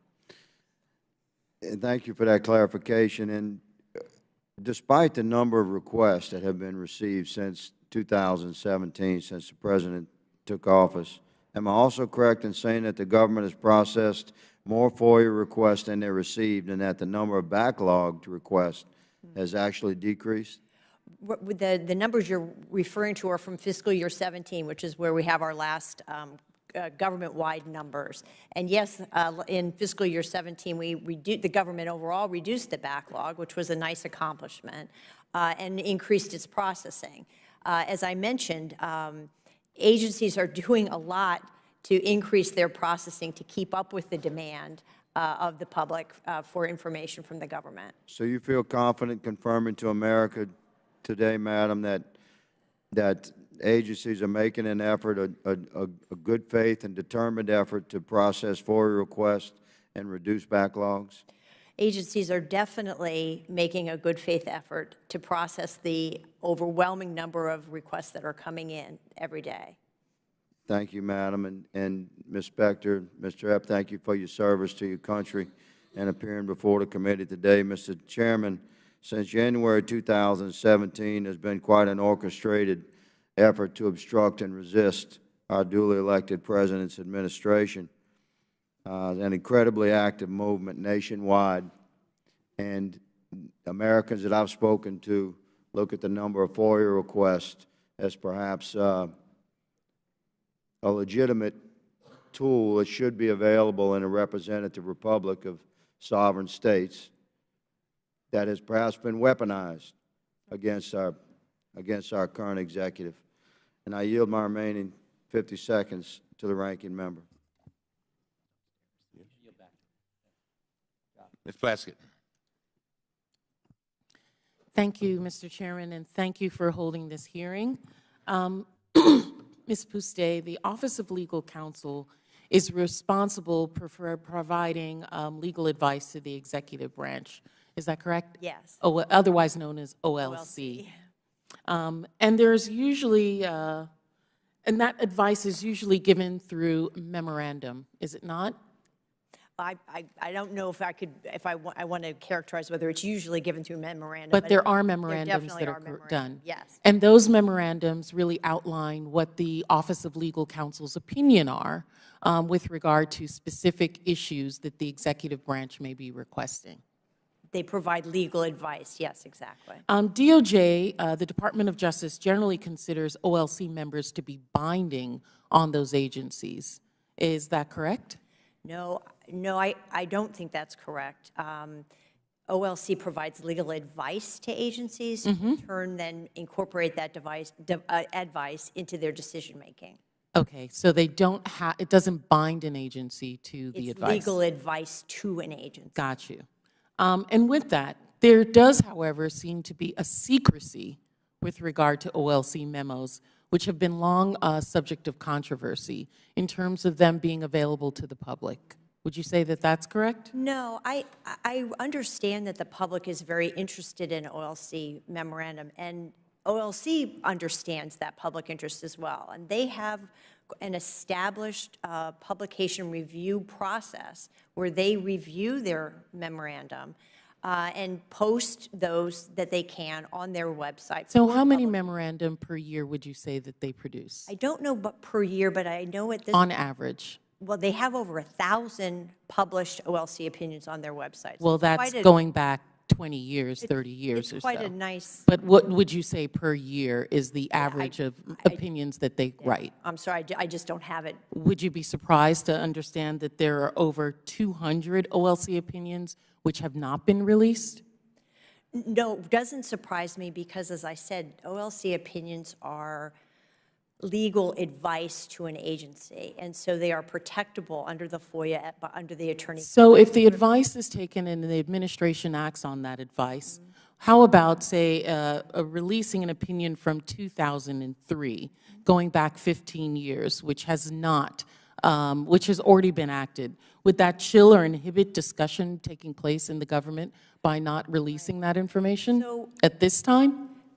The age of the opinion and the circumstances surrounding the topic that's addressed in an opinion would definitely be factors that would be looked at. All of that is actually laid out by OLC in their procedures for publishing their opinions. So if the concern is for the public to get that information, which may be deliberation or such that OLC has had, or whether or not positions or factors involved in making decisions in the legal advice, some of the opinions have already been published or through leaked opinions online. But DOJ still asserts that those opinions are privileged and cannot be released.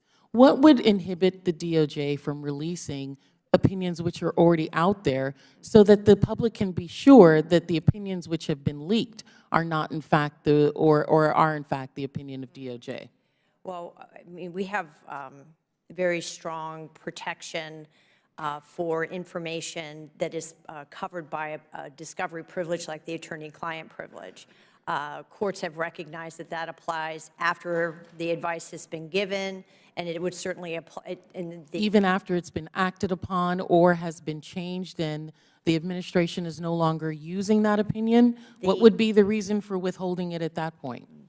The contours of the attorney-client privilege, as well as the deliberative process privilege, another primary reason why OLC opinions are protected. I know that could take me a whole nother 5 minutes of questioning if we discuss the deliberative process. There was a case that went to the Supreme Court actually early in my FOIA career involving deliberative process privilege, and the very issue presented was, when a decision is over, does the deliberative process privilege fall away? Right. And it's actually an issue that went all the way to the Supreme Court, which ruled that no, the privilege protection continued on, and that the point of— But that's not to say that DOJ does not release opinions. All of the opinions involve some deliberative process, correct? Yes, yes. So you do release some and not others. Absolutely. So the factors that you're using have nothing to do with the deliberative process as a theory, but other factors that you've determined whether or not the import of what is in that opinion. I think the OLC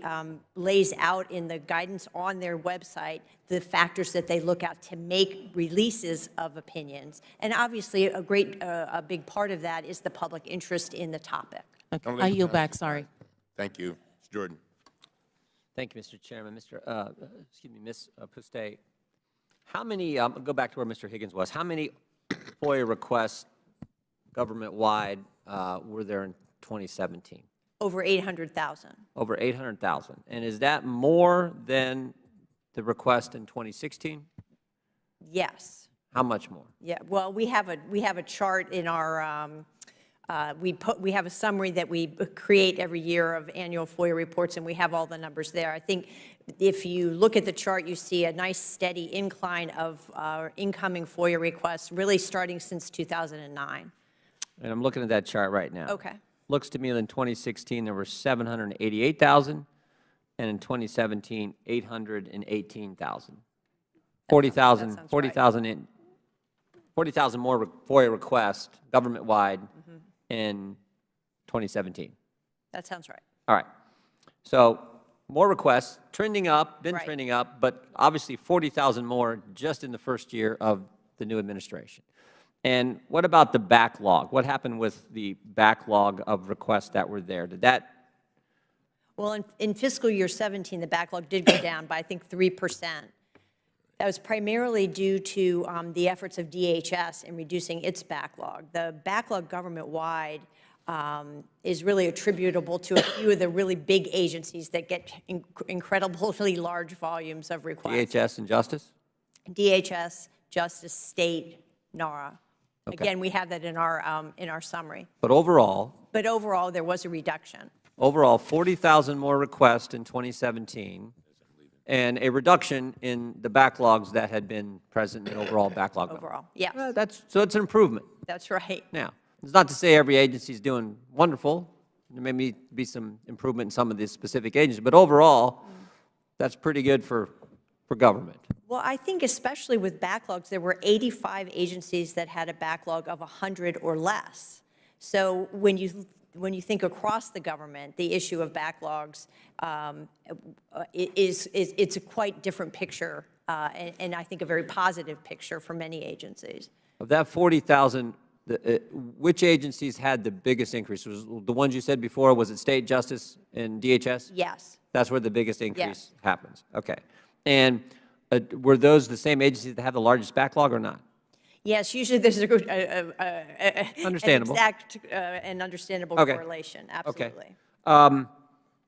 And why, is there a reason why we saw 40,000 more? Can you analyze the data and said, is there any conclusion you can draw why there was 40,000 more requests in the first year? No, we've been looking at this issue for many years. And as I mentioned before to one of your colleagues, the best I can come up with is that I think that there's a lot of interest in the public in what the government is doing, and so as a result, there's an increase in FOIA requests. Well, when government's as big as our government is, unfortunately, I wish it was smaller in many ways.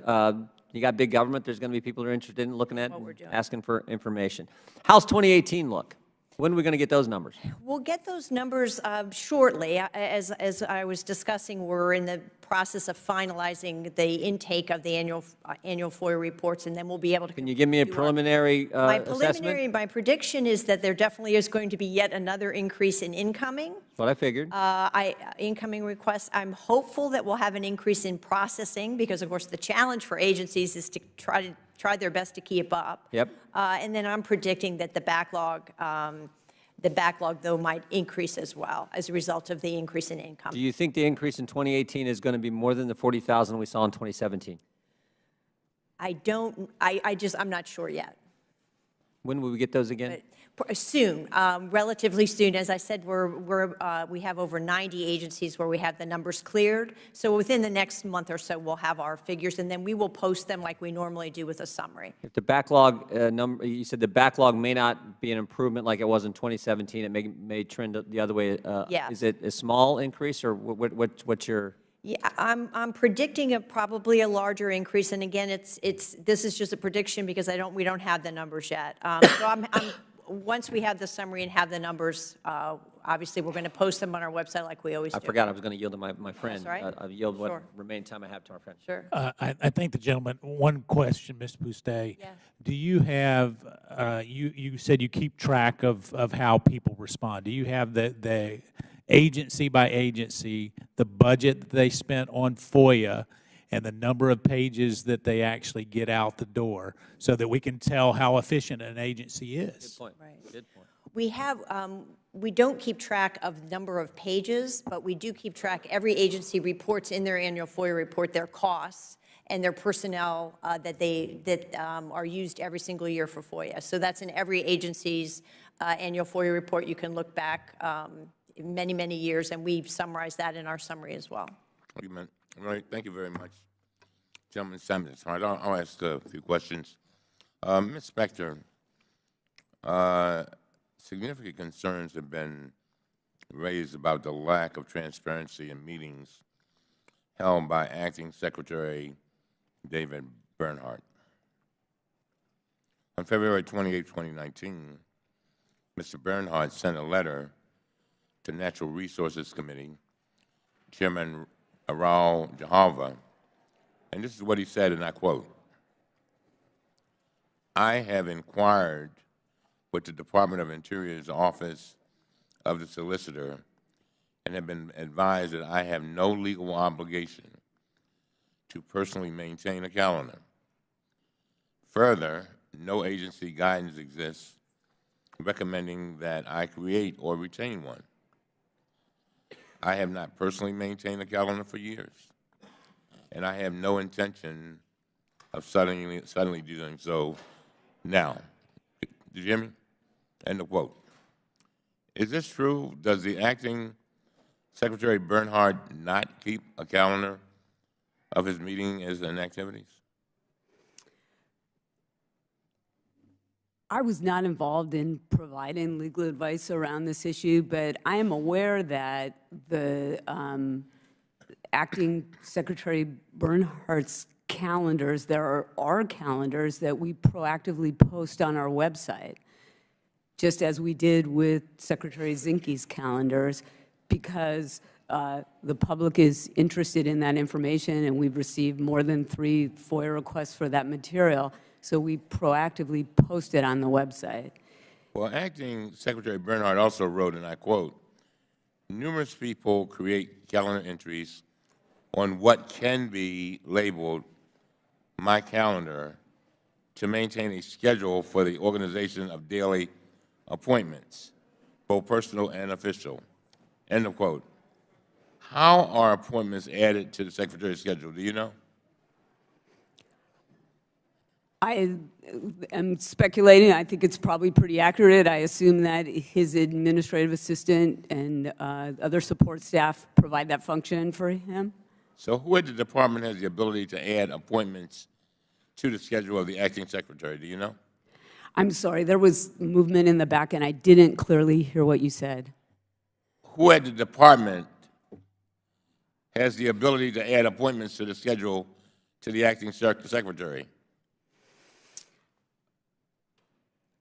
I'm familiar with a process of. You don't know? I don't know. Thank you, sir. Is the calendar for the acting secretary, if a calendar for the acting secretary that gets deleted at the end of each day, do you know that? I don't know that. Is it possible this is happening and you do not know about it? That is the deletion of the calendar or the entries. I have some familiarity with the issue that you're raising, and understand that the solicitor's office in the department is working with the records officer in the department to determine what's occurred there and whether it's consistent. Now, how long have you been in the position you're in? I'm sorry, say that. How long have you been in the position you're in? For 2 months, sir. Okay. Has any Interior employee ever been tasked with recreating the calendar of the acting secretary by piecing together drafts of Google documents or using other records of meetings? Not to my knowledge. Has any Interior employee ever been told to stop recreating the calendar of the acting secretary? Again, not to my knowledge. How do you respond to FOIA requests for information about meetings attended by Acting Secretary Bernhardt? Precisely the way we do to all FOIA requests. They're processed as a general matter on a first-in, first-out basis. And the one distinction is with calendars that there's been so much public interest in those materials for our senior officials that many are affirmatively posted on our website. So whose records do you search to respond to requests about Acting Secretary's calendar? I'm sorry, again, I didn't hear. Whose records do you search to respond to requests about the Acting Secretary's calendar? Again, I don't specifically know the answer because I haven't performed that task, but I assume that it is his electronic calendar entries that are prepared by his administrative staff. All right. CNN reported last week that the calendars posted on the website of the Department of Interior are missing information. For example, a meeting on the schedule posted for Acting Secretary Bernhardt for September 22nd, 2017 includes an entry that says, quote, "A meeting to discuss energy issues," end of quote. It lists no attendees. However, CNN reported that Interior visitor logs show that the acting secretary actually signed in Jack Gerard, then CEO of American Petroleum Institute. Are you aware of any other calendars or calendar entries on the website of the Department of Acting Secretary Bernhardt or any senior official that are missing information? No, I'm not. Every senior official, including Acting Secretary Bernhardt, should be making and preserving a transparent record of their meetings and other activities so that the American people know who is influencing policies. I yield now to Mr. McLeod for 5 minutes. Thank you. We're all the talk about data. went ahead and had our team compile it for you. And yes, it does confirm what you're saying, a general upwards trend.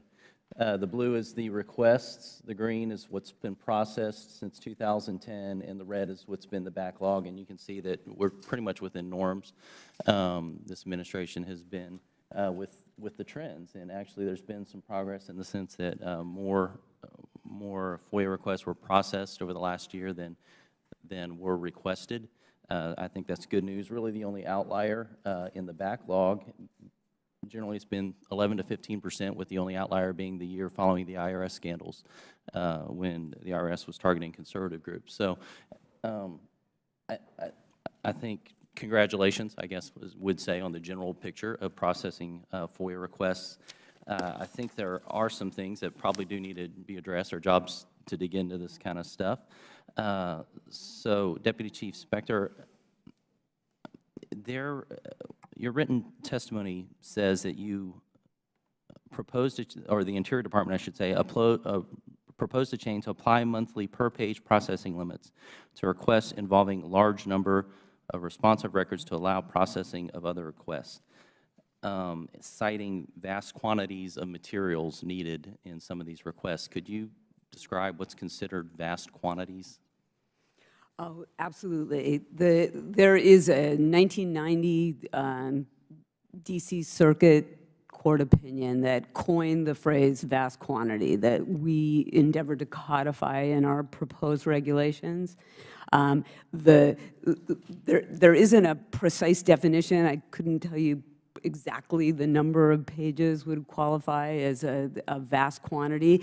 But since 1990, there have been a number of, there's been a developed body of case law that has created the general parameters that surround vast quantity of materials. And to the extent this proposed change is incorporated into our final rule, we would look to the sideboards in that case law to make our determination. Okay, so as each case comes in, you're looking at case law, is what you're saying, to make the adjustment? I'm sorry, I didn't hear you. You're looking at case law as each individual request comes in to determine? You don't have a benchmark, I guess?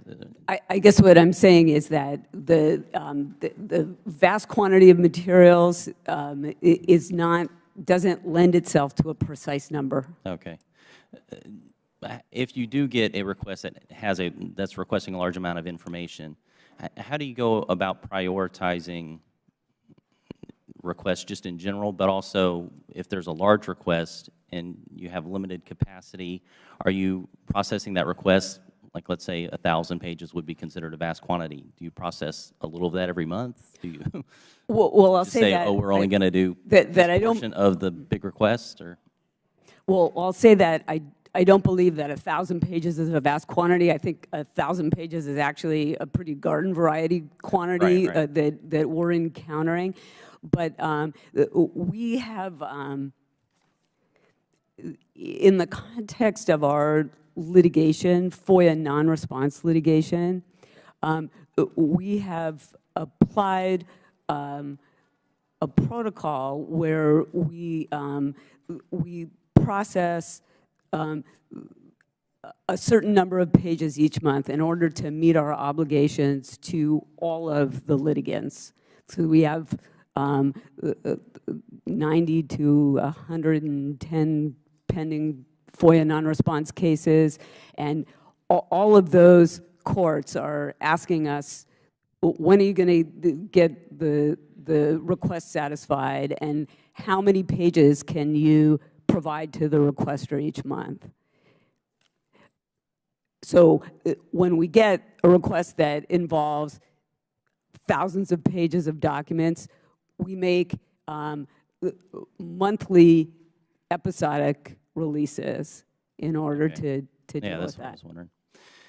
Ms. Puste, the performance across the agencies has been varied. Is there some sort of mechanism in place for developing best practices and communicating best practices across agencies? Oh, sure. We do that in a whole bunch of different ways.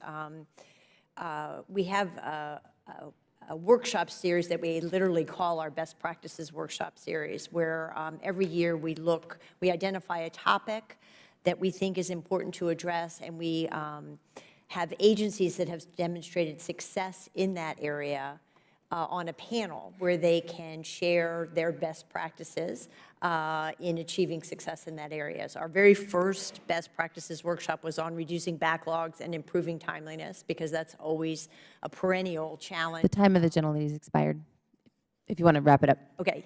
So the answer is yes, we do many things, including those workshops. Thank you. Without objection, I'd like to enter a statement from the Electronic Privacy Information Center, and I'll recognize myself for 5 minutes. Mr. Epp, last year, this committee received troubling allegations from a whistleblower about EPA's FOIA practices. The whistleblower, a former deputy chief of staff, claimed that the former Administrator Pruitt intentionally delayed responses to new FOIA requests under the pretext of a first-in, first-out policy. So my first question is the EPA still processing requests under a first-in, first-out policy? Well, the Department of Justice has guidance that recommends to agencies that they use a first-in, first-out approach. We are using a multi-track approach where we try to identify whether the FOIA request is simple or whether there are unusual circumstances that make it complex.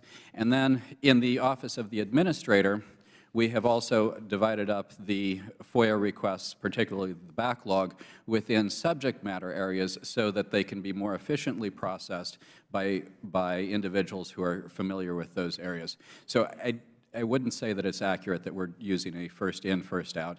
And in fact, we have, within the last months, issued FOIA responses on many more recent FOIA requests, including in the Administrator's office. Is there documentation for this process or a protocol around this new multi-track process? The multi-track process is laid out, the simple end and unusual circumstances or complex is laid out in our regulations. So in the regulations that are published where? EPA's regulations that were published in the Federal Register. Okay. So the multi-track process was simply just not being followed previously, or it was? No. So I have been in my position since August of last year, but it is my understanding that the multi-track process of determining simple and complex has consistently been followed by the agency all the time, ever since the regulations were adopted. Okay. I think that that's perhaps not the case, but so are you saying that the EPA is not prioritizing requests for documents of the Obama administration over the current administration?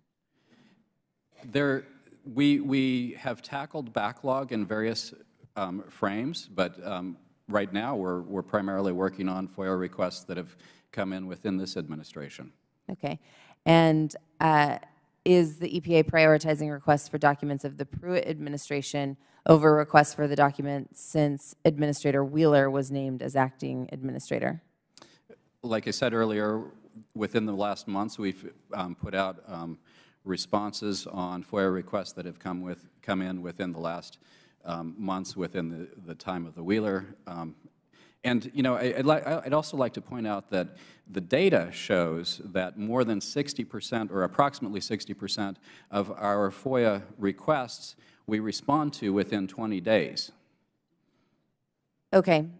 So if the regulations state that the EPA determines that a request would be placed on a slower track for review, that the agency must provide the requester with an opportunity to simplify their request. Is that happening? So EPA is a very decentralized FOIA processing agency. Each office does the FOIA processing themselves, and so there may be inconsistencies across the agency, but the best practices that we recommend and that my FOIA expert assistance team trains on when they go out and do training for offices is to do precisely that, to reach out to the requesters, to seek opportunities, to offer them opportunities to narrow their request, to find out what information the requesters are actually looking for in order to be able to more efficiently and effectively and quickly provide them responses. Okay. In December, a federal judge in California ruled that EPA could not slow walk a request for emails and calendars of senior EPA officials. Without objection, I'd like to submit the decision from the Northern District of California to the record.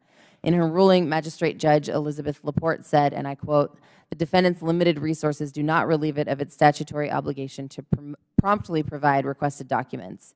Administrator Wheeler has pledged to improve the timeliness of the EPA's FOIA responses by hiring additional staff to respond to pending requests." How many staff have been hired in the last 4 months to deal with this issue? So again, EPA is a decentralized processing agency for FOIA.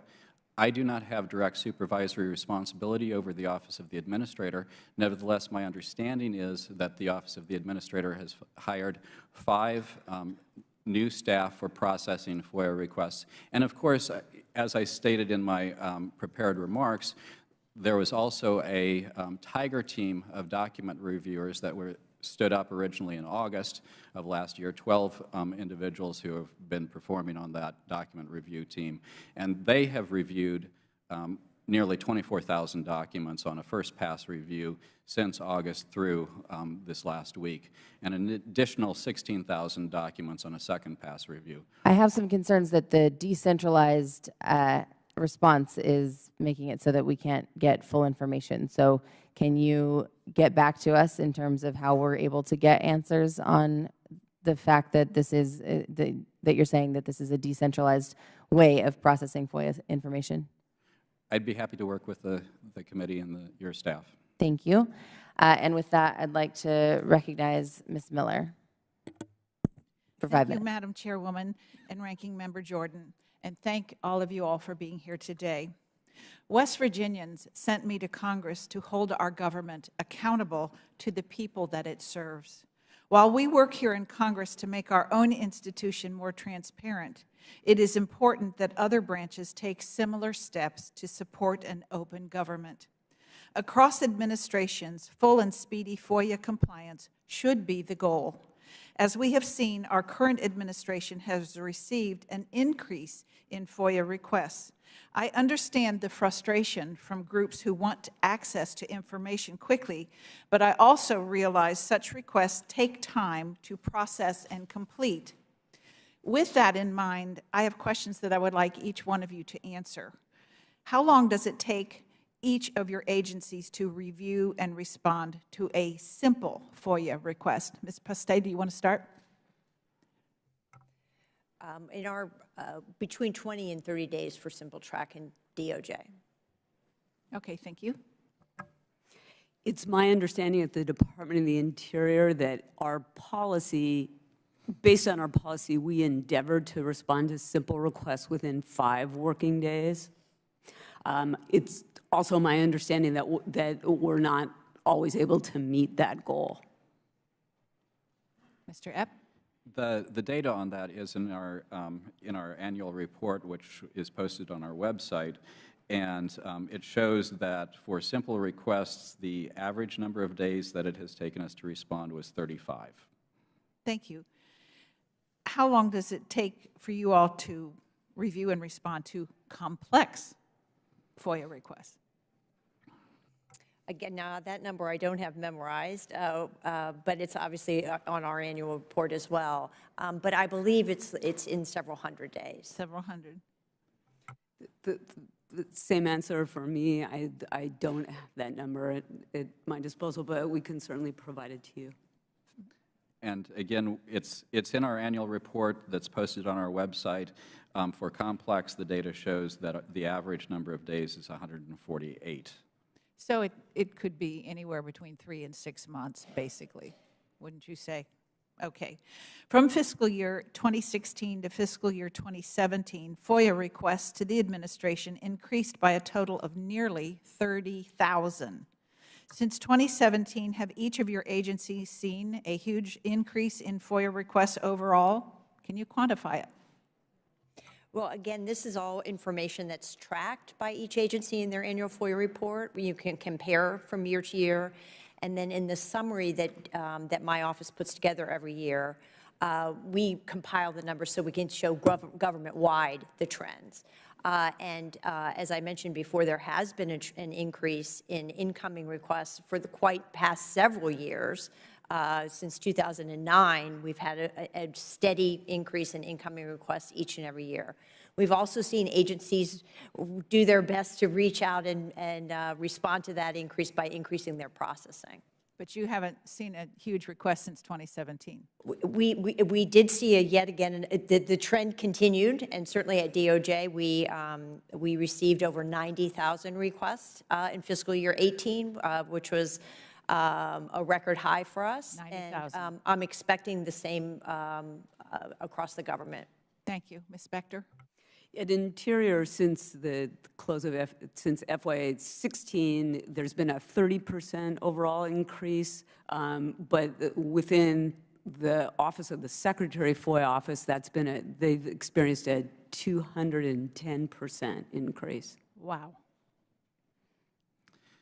So at EPA, for fiscal year 2018, there was a modest decline as compared to 2017, but approximately 1,000 more as compared to 2016.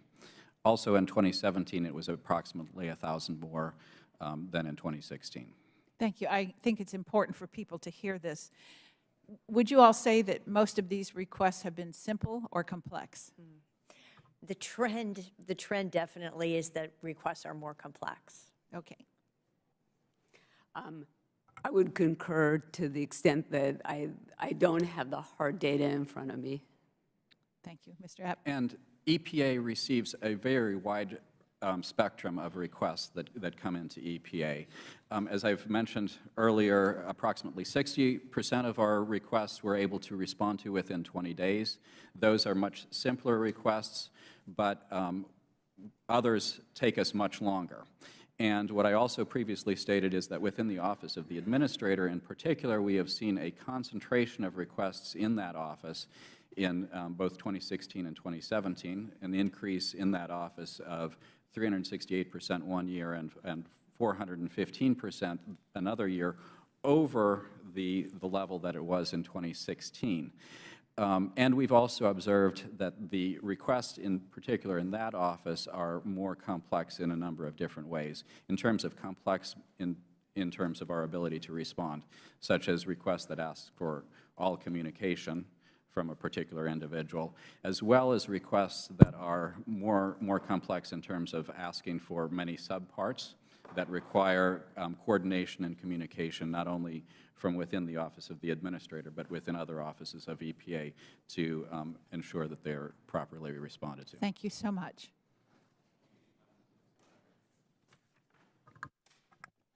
Gentlewoman's time has expired. Congresswoman Tlaib is recognized for 5 minutes. Thank you, Mr. Chairman. Ms. Spector, during the government shutdown in January, the Department of Interior's FOIA request website sent an automatic message to requesters that said, and I quote, "No FOIA request can be accepted or processed at this time." The Deputy Press Secretary for Interior claimed in a statement that this was, quote, "standard protocol for shutdown." 2 questions. Is there a written document that confirms this policy is standard protocol? Second question, why was the Interior unable to accept requests through the FOIA online process? I'm not aware of whether or not there is a written document that reflects that protocol, and I'm happy to take that back to my department and provide a response to you. The FOIA online requires staffing, and my understanding of the situation is there were no appropriated funds available to provide such staffing. Well, during the shutdown in 2018, the Equal Employment Opportunity Commission's website stated, quote, EEOC will accept all FOIA requests during the federal government shutdown, but EEOC will not be able to process the FOIAs until after the federal government reopens. Another 2 questions. What prevents the Interior from passively receiving FOIA requests during a shutdown like the EEOC did? And did the Interior choose to reject requests to avoid starting the statutory timeline? I regret that I don't know the answer to that question, but I will endeavor to get back to you with that information. I appreciate that. Even though the Interior claimed it could not accept FOIA requests during the shutdown, it still managed to issue a new proposed rule to change its FOIA regulations. And it did so on December 28th, 6 days after the shutdown started. The public was given a month to provide public comments, but because of the shutdown, none of the comments could be reviewed until 3 days before the end of the comment period. Another 2 questions. Was 3 days enough for the Interior to review all the comments on the proposed new rule? Why did the Interior rush to announce this new rule during the shutdown? My understanding is that the proposed rule was provided to the Federal Register the day of the shutdown. And to respond to your second question, actually, could you repeat your question? Yeah, why did the Interior rush to announce the new rule during the shutdown? Yeah, I believe that it was unclear whether the shutdown was going to occur on that Friday, and the rule was ready to be sent to the Federal Register. Yeah, it just looks bad. We can't accept FOIA requests, but we're issuing new rules. I find it troubling that the Interior was able to push forward new regulations to roll back FOIA during the shutdown. At the same time, it was refusing to accept new requests. The Department of Interior should be using its limited resources, Ms. Specter, to advance transparency rather than using the shutdown to weaken its FOIA program within these new limitations. I yield my time, Mr. Chairman.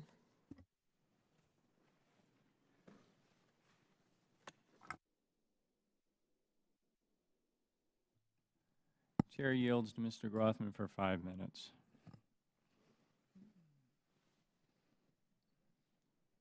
Did he hear that? Chair yields to Mr. Grothman for 5 minutes. Yes. Question for Ms. Poste. Since the portal went live, how many requests have been submitted through the for the portal about, you think? 9,000. 9,000, okay. Do you think it's streamlined, these requests? We're better off with the portal? Yes, we're very pleased with the operation of the portal so far. And obviously, we're really looking forward to improving the capabilities and the capacities of it. I think one of the key highlights of the portal, first of all, was that it was built in conjunction with user feedback. So all through the process of developing the portal, we were working not just with agencies, but also with requesters to find out what is it that is most useful to them in the request-making process. And I think by factoring that input in, we did simplify the process. And about how quick is the turnaround, you think? Well, the transmission through the portal is basically instantaneous. Okay. Do you believe, now there's some rumors out there, do you believe the agencies are making an effort to make their current system interoperable with the FOIA? Well, they're now required to. The Justice Department and OMB just issued a memo to agencies directing them and setting forth a schedule and a process for them to develop plans to become interoperable with the National FOIA portal. The default position for any agency that has an automated case management system is that they're going to need to be interoperable with the portal through an API, an application programming interface, which is basically a tool or bridge between two technology systems. So the idea there is that the greatest efficiencies are achieved by using an API, and the agencies with automated case management systems will have requests coming through the portal and going directly into their internal case management systems. It's a definite improvement in efficiency. Okay, sounds like you're doing a great job. That's just the first iteration. Are you working on a second iteration? Yes, we definitely are. And we have a group, we have secured funding for improvements to the portal, and we have several things that we want to do, both to help have a guided feature, for example, to help guide requesters to the right agency. We want to help improve the reporting functionality for agencies. We've been talking a lot today about annual FOIA reports and government-wide numbers. We want to do some things with the portal to work on that. We have a lot of ideas, and we're looking forward to keeping the National FOIA portal as a vital part of FOIA. Super. Just a general comment, kind of a follow-up with Ms. Spector and Mr. Ebb. How does your agency, or what's your experience with the portal? You get a lot of requests through there, or you feel it's working well? I actually don't have numbers on requests that we've received through the DOJ portal, but I can provide that at a later time. Okay, Mr. Ebb? I also don't have those numbers. We use FOIA online as our primary method for receiving FOIA requests. Okay, you feel the portal, though, does it interact with the current system? Currently, it does not. We are committed to making that interoperable. I believe in Interior that it does. Okay, Mr. Ebb, how many individuals work on FOIA at the EPA? So our annual report shows that there are approximately 100 full-time employees and an approximately additional 100 full-time equivalents. So those are people who work on FOIA part-time and enter their information. So it's like 200 people full-time are just working on FOIA? Full-time equivalent, yes. Yeah, okay. Does each office within EPA have their own department, kind of? So as I mentioned earlier, EPA is a highly decentralized FOIA processing agency. So each of the major divisions have a FOIA officer, for FOIA coordinator, who manages the assignments of FOIAs in those. Okay. Maybe I missed this. How many requests do you get, FOIA requests you get, say, in 2017 total for EPA? It was approximately 11,000. 11,000. And did that go up or down last year? Last year, it was slightly lower than it was the year before. Is there any big change since the Obama administration, like what we're getting in 15, 16? So one of the things that I've testified to is that as compared to 2016, both 2017 and 2018 were approximately 1,000 higher than they were in 2016. Okay, so up but not wildly up, right? What we have observed is, in both 2017 and 2018, a significant increase of FOIA requests to the Office of the Administrator. So that particular component of the agency received approximately 368% more than 2016 in one of those 2 years, and approximately 415% more. Okay. I think I'm about ready to get the hook, so we'll let you be. Gentleman's time has expired. I yield myself 5 minutes for questions. Ms. Spector, the Department of Interior proposed a rule in December, I believe, that would restrict public access to its records. Under the rule, Interior could, quote, impose a monthly limit for processing records, end quote, for an individual requester. I'm curious, what's the monthly limit that Interior is proposing? Well, Congressman, this is a work in progress, and I'd like to explain that. During the past 2 years, the Department has seen a significant increase in complex requests that are seeking any and all records that result in the collection of a large volume of material. And this creates the monthly processing limit proposal is an effort to equalize the provision of records to all FOIA requesters, and so that if you have a small group of requesters whose requests consist of hundreds of thousands of pages of documents, that if we produce only a portion to them in a monthly period, that we can then provide more responses to more requesters. Right. So I get that. I understand that.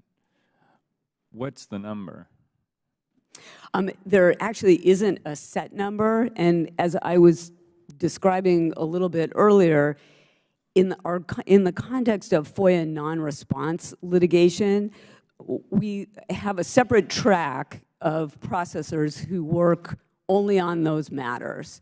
And we calculate a monthly processing capability based on the number of litigated matters, the number of processors, and the estimated page number that each processor can complete in a month. The reason that concerns me is, first of all, I'm not sure a monthly limit really comports with the spirit of FOIA. I mean, the agencies to which these inquiries are directed are under an obligation to respond, and a monthly limit would appear to cut against that obligation.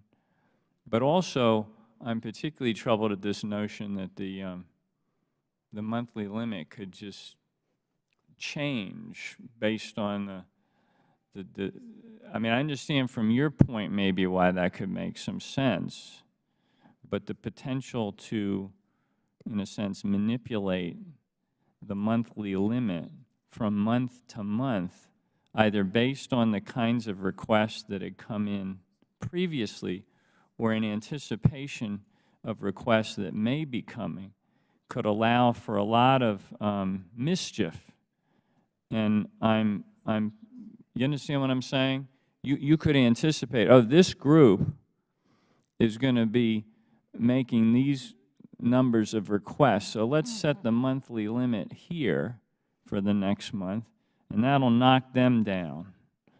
And then another month comes along and you change it again, potentially to respond to another group. And the reason that concerns me is there's potential for politics to get in the mix. I understand that the Western Values Project, which is a nonprofit based in Montana, was one of the organizations that had frequently requested records from the Interior over the past 2 years. And the former Secretary of the Interior, Ryan Zinke,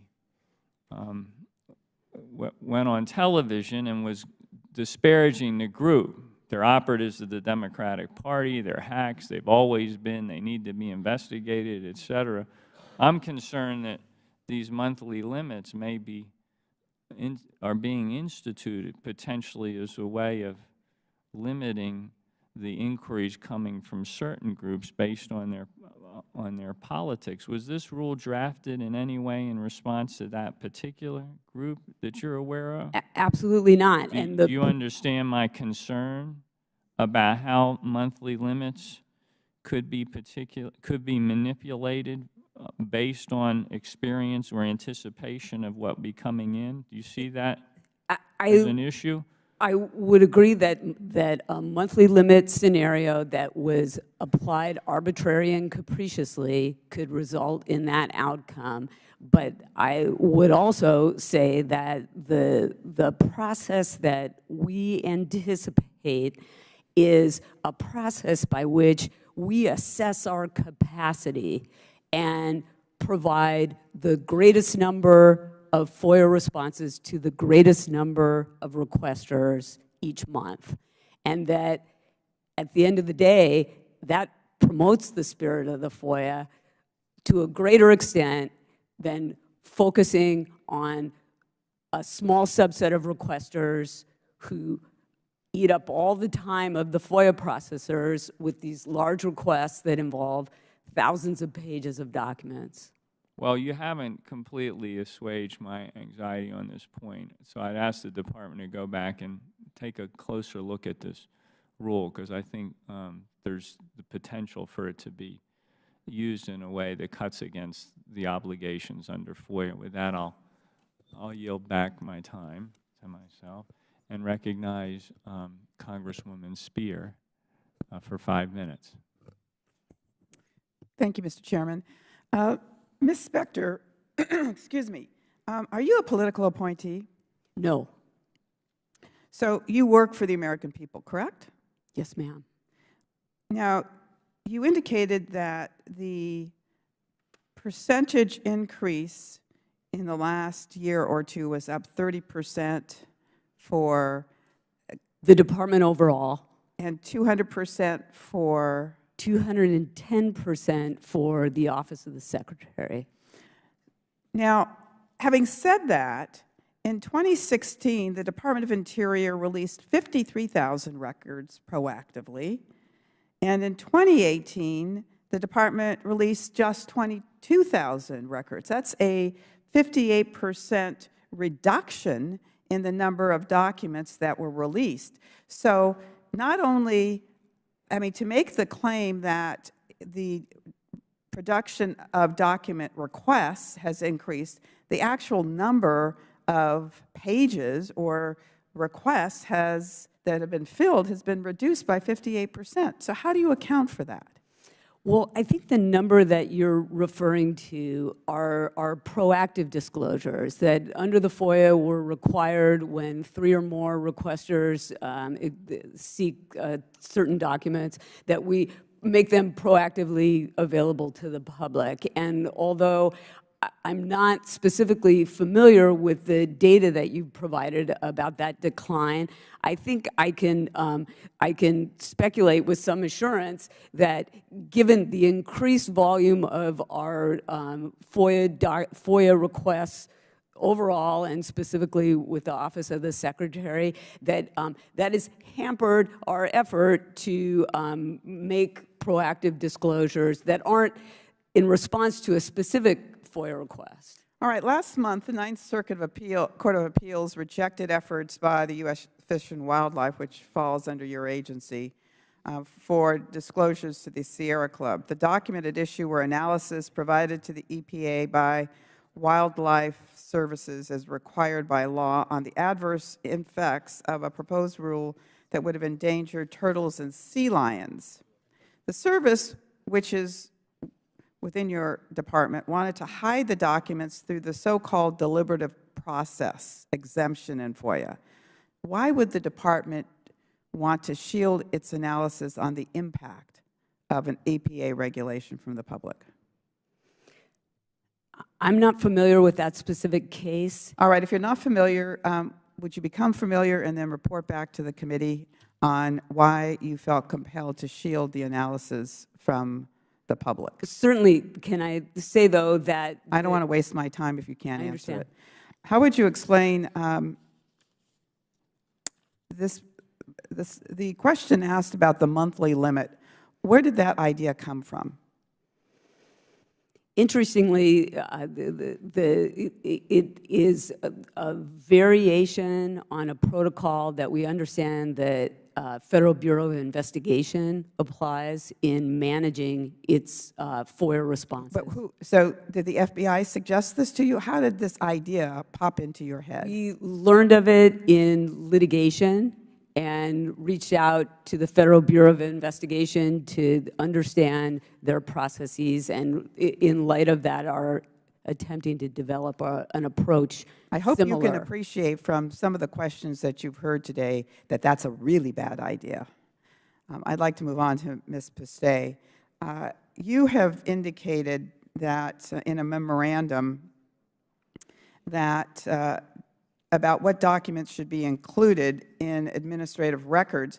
You specifically said that documents reflecting the agency's pre-decisional deliberative process are generally not relevant to the APA. How can agencies be held accountable under the APA if we can't see how decisions are being made? I don't have any idea what document you're talking about, because I wouldn't have written a document about the Administrative Procedure Act. It was a memo, October 20th, 2017, from DOJ about what documents to include in administrative records. So it's not a FOIA matter, so I cannot answer it. I'm sorry. So in that case, would you look into it for us and report back to the committee? Sure. All right. And with that, Mr. Chairman, I'll yield back.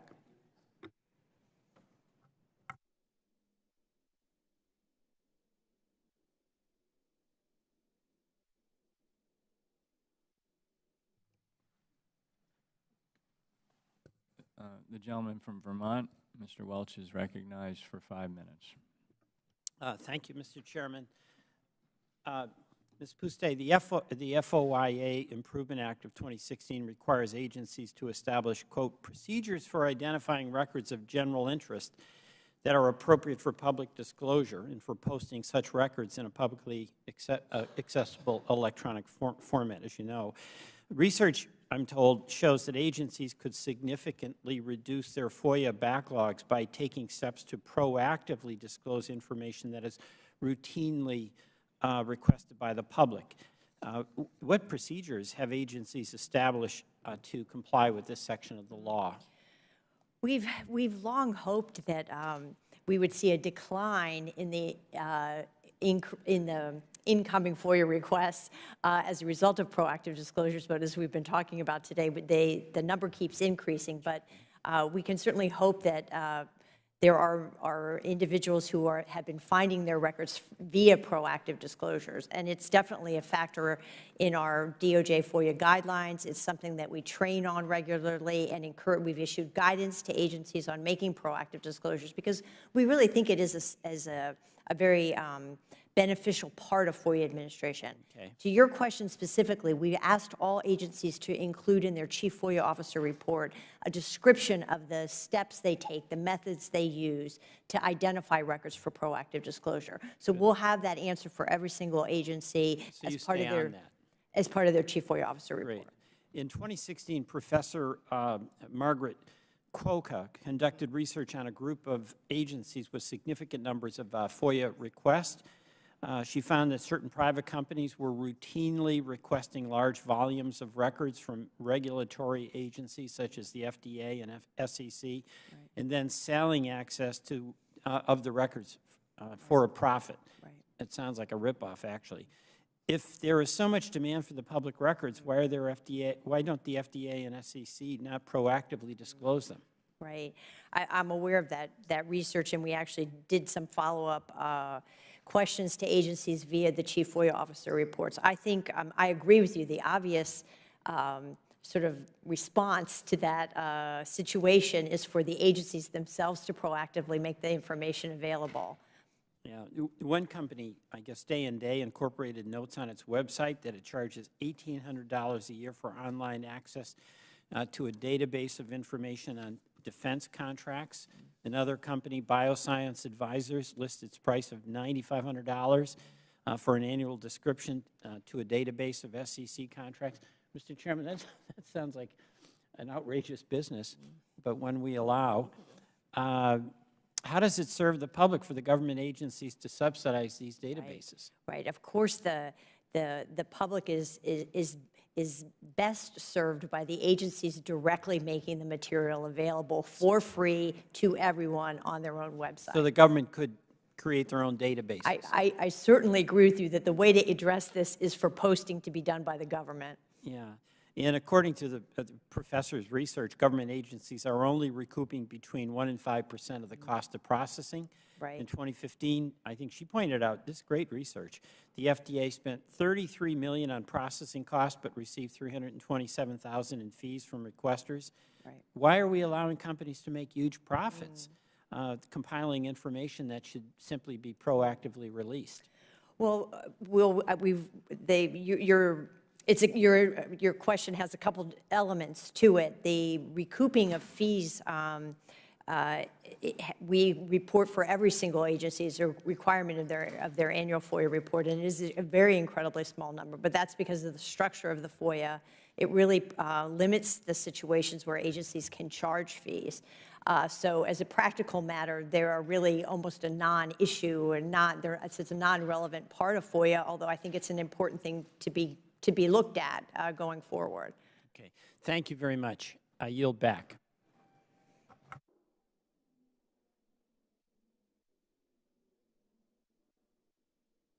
Would you yield the balance of your time to me?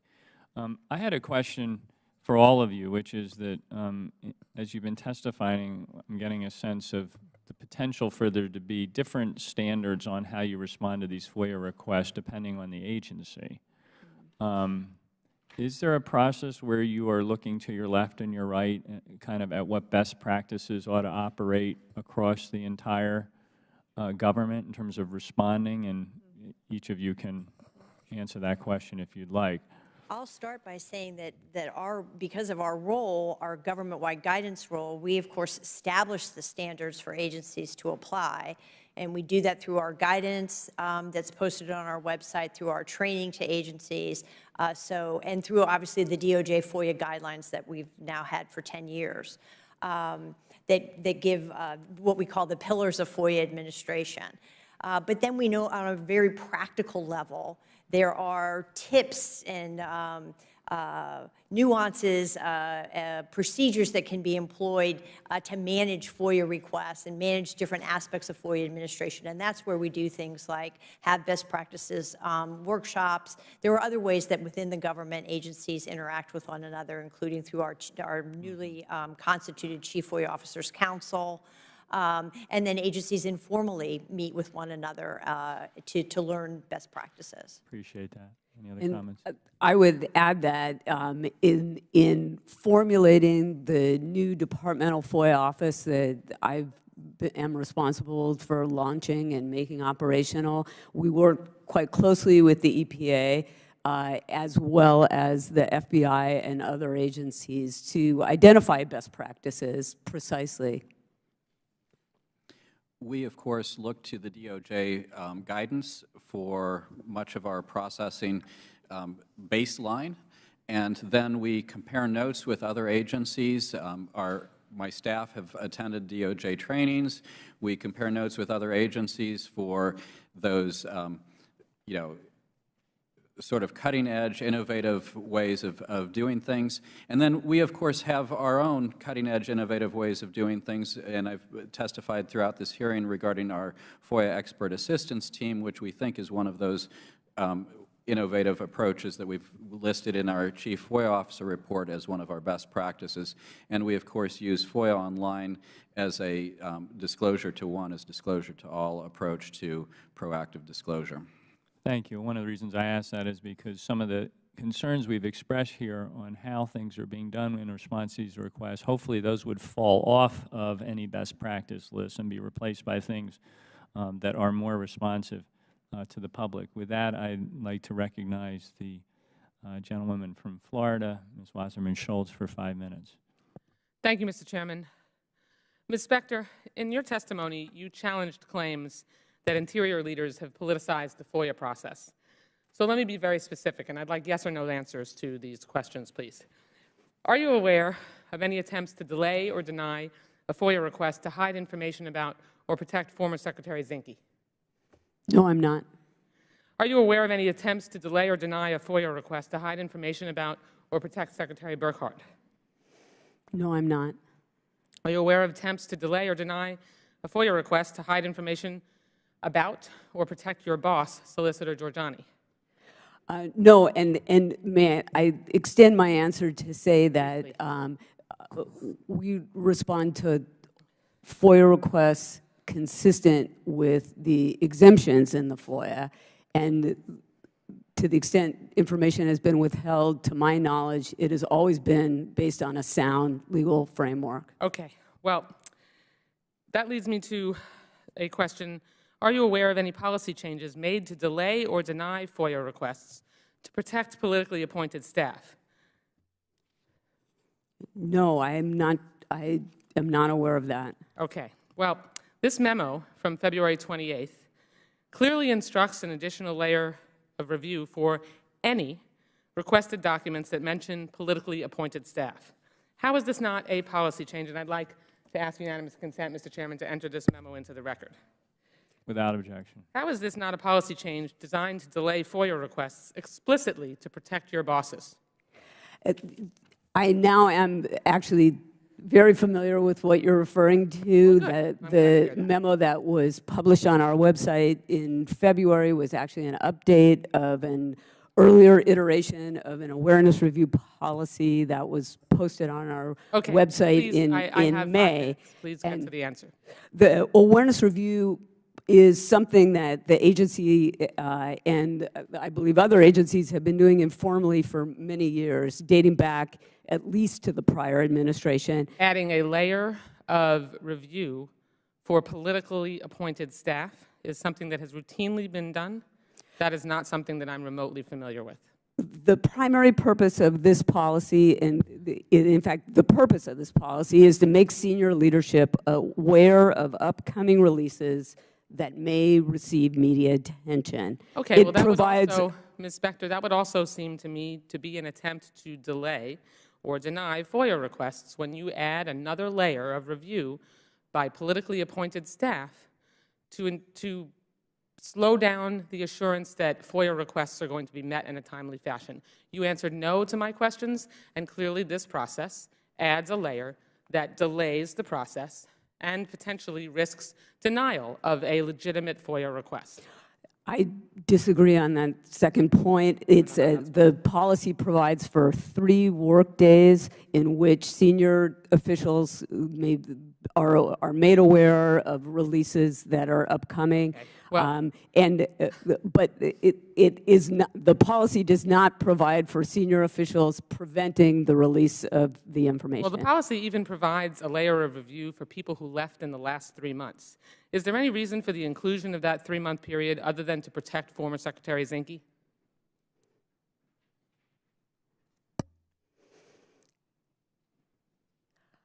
Again, 3 months is a relatively recent period, and Coincidentally coinciding with Secretary Zinke's departure, which was December 15th. Is there any reason to include that 3-month layer of review for people who left in the last 3 months other than to protect Secretary Zinke? I believe that things that may... Like what?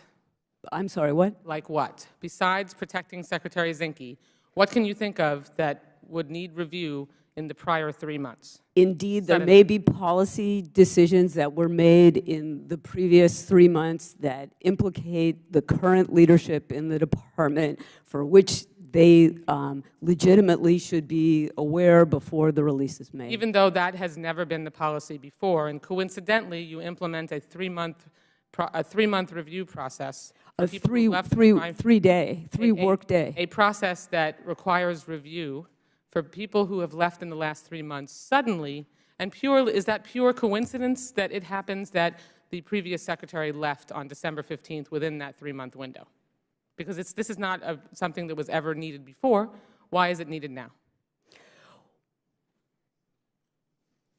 I guess I'm not understanding your question. I'm sorry. Okay, if I can just be indulged for a moment to clarify, Secretary Zinke left on December 15th. I understand. That is within the last 3 months. And prior to Secretary Zinke's departure, there was not a requirement or a layer of review for FOIA requests for people who left in the previous 3 months. Suddenly, there is a review that was deemed necessary following his departure. Is there any reason not to conclude that that 3-month period was added other than to protect former Secretary Zinke? Yes. I believe that there may have been policy discussions within the previous 3 months that implicate the senior officials that are currently leading the department, and that pursuant to our policy, they have 3 working days to be aware of the release of that material. Reclaiming my time, Mr. Chairman, in my days as a state legislator, we called Ms. Specter's answer not passing the straight face test. Thank you. I yield back. Gentlewoman's time is expired. I want to thank the witnesses because this is a very important topic, obviously. The public has strong appetite.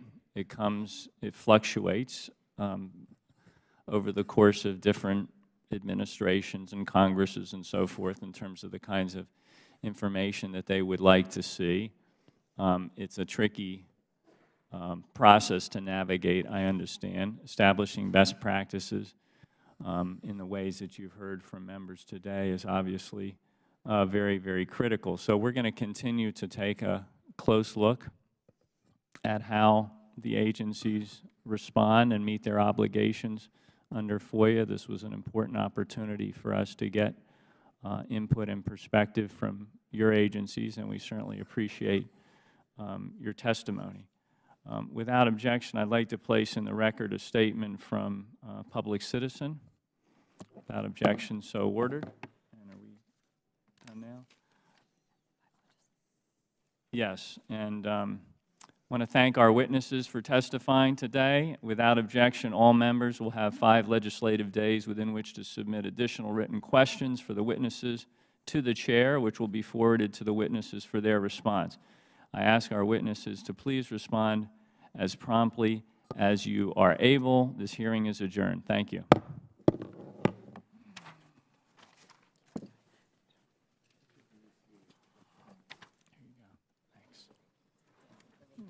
What? Yeah.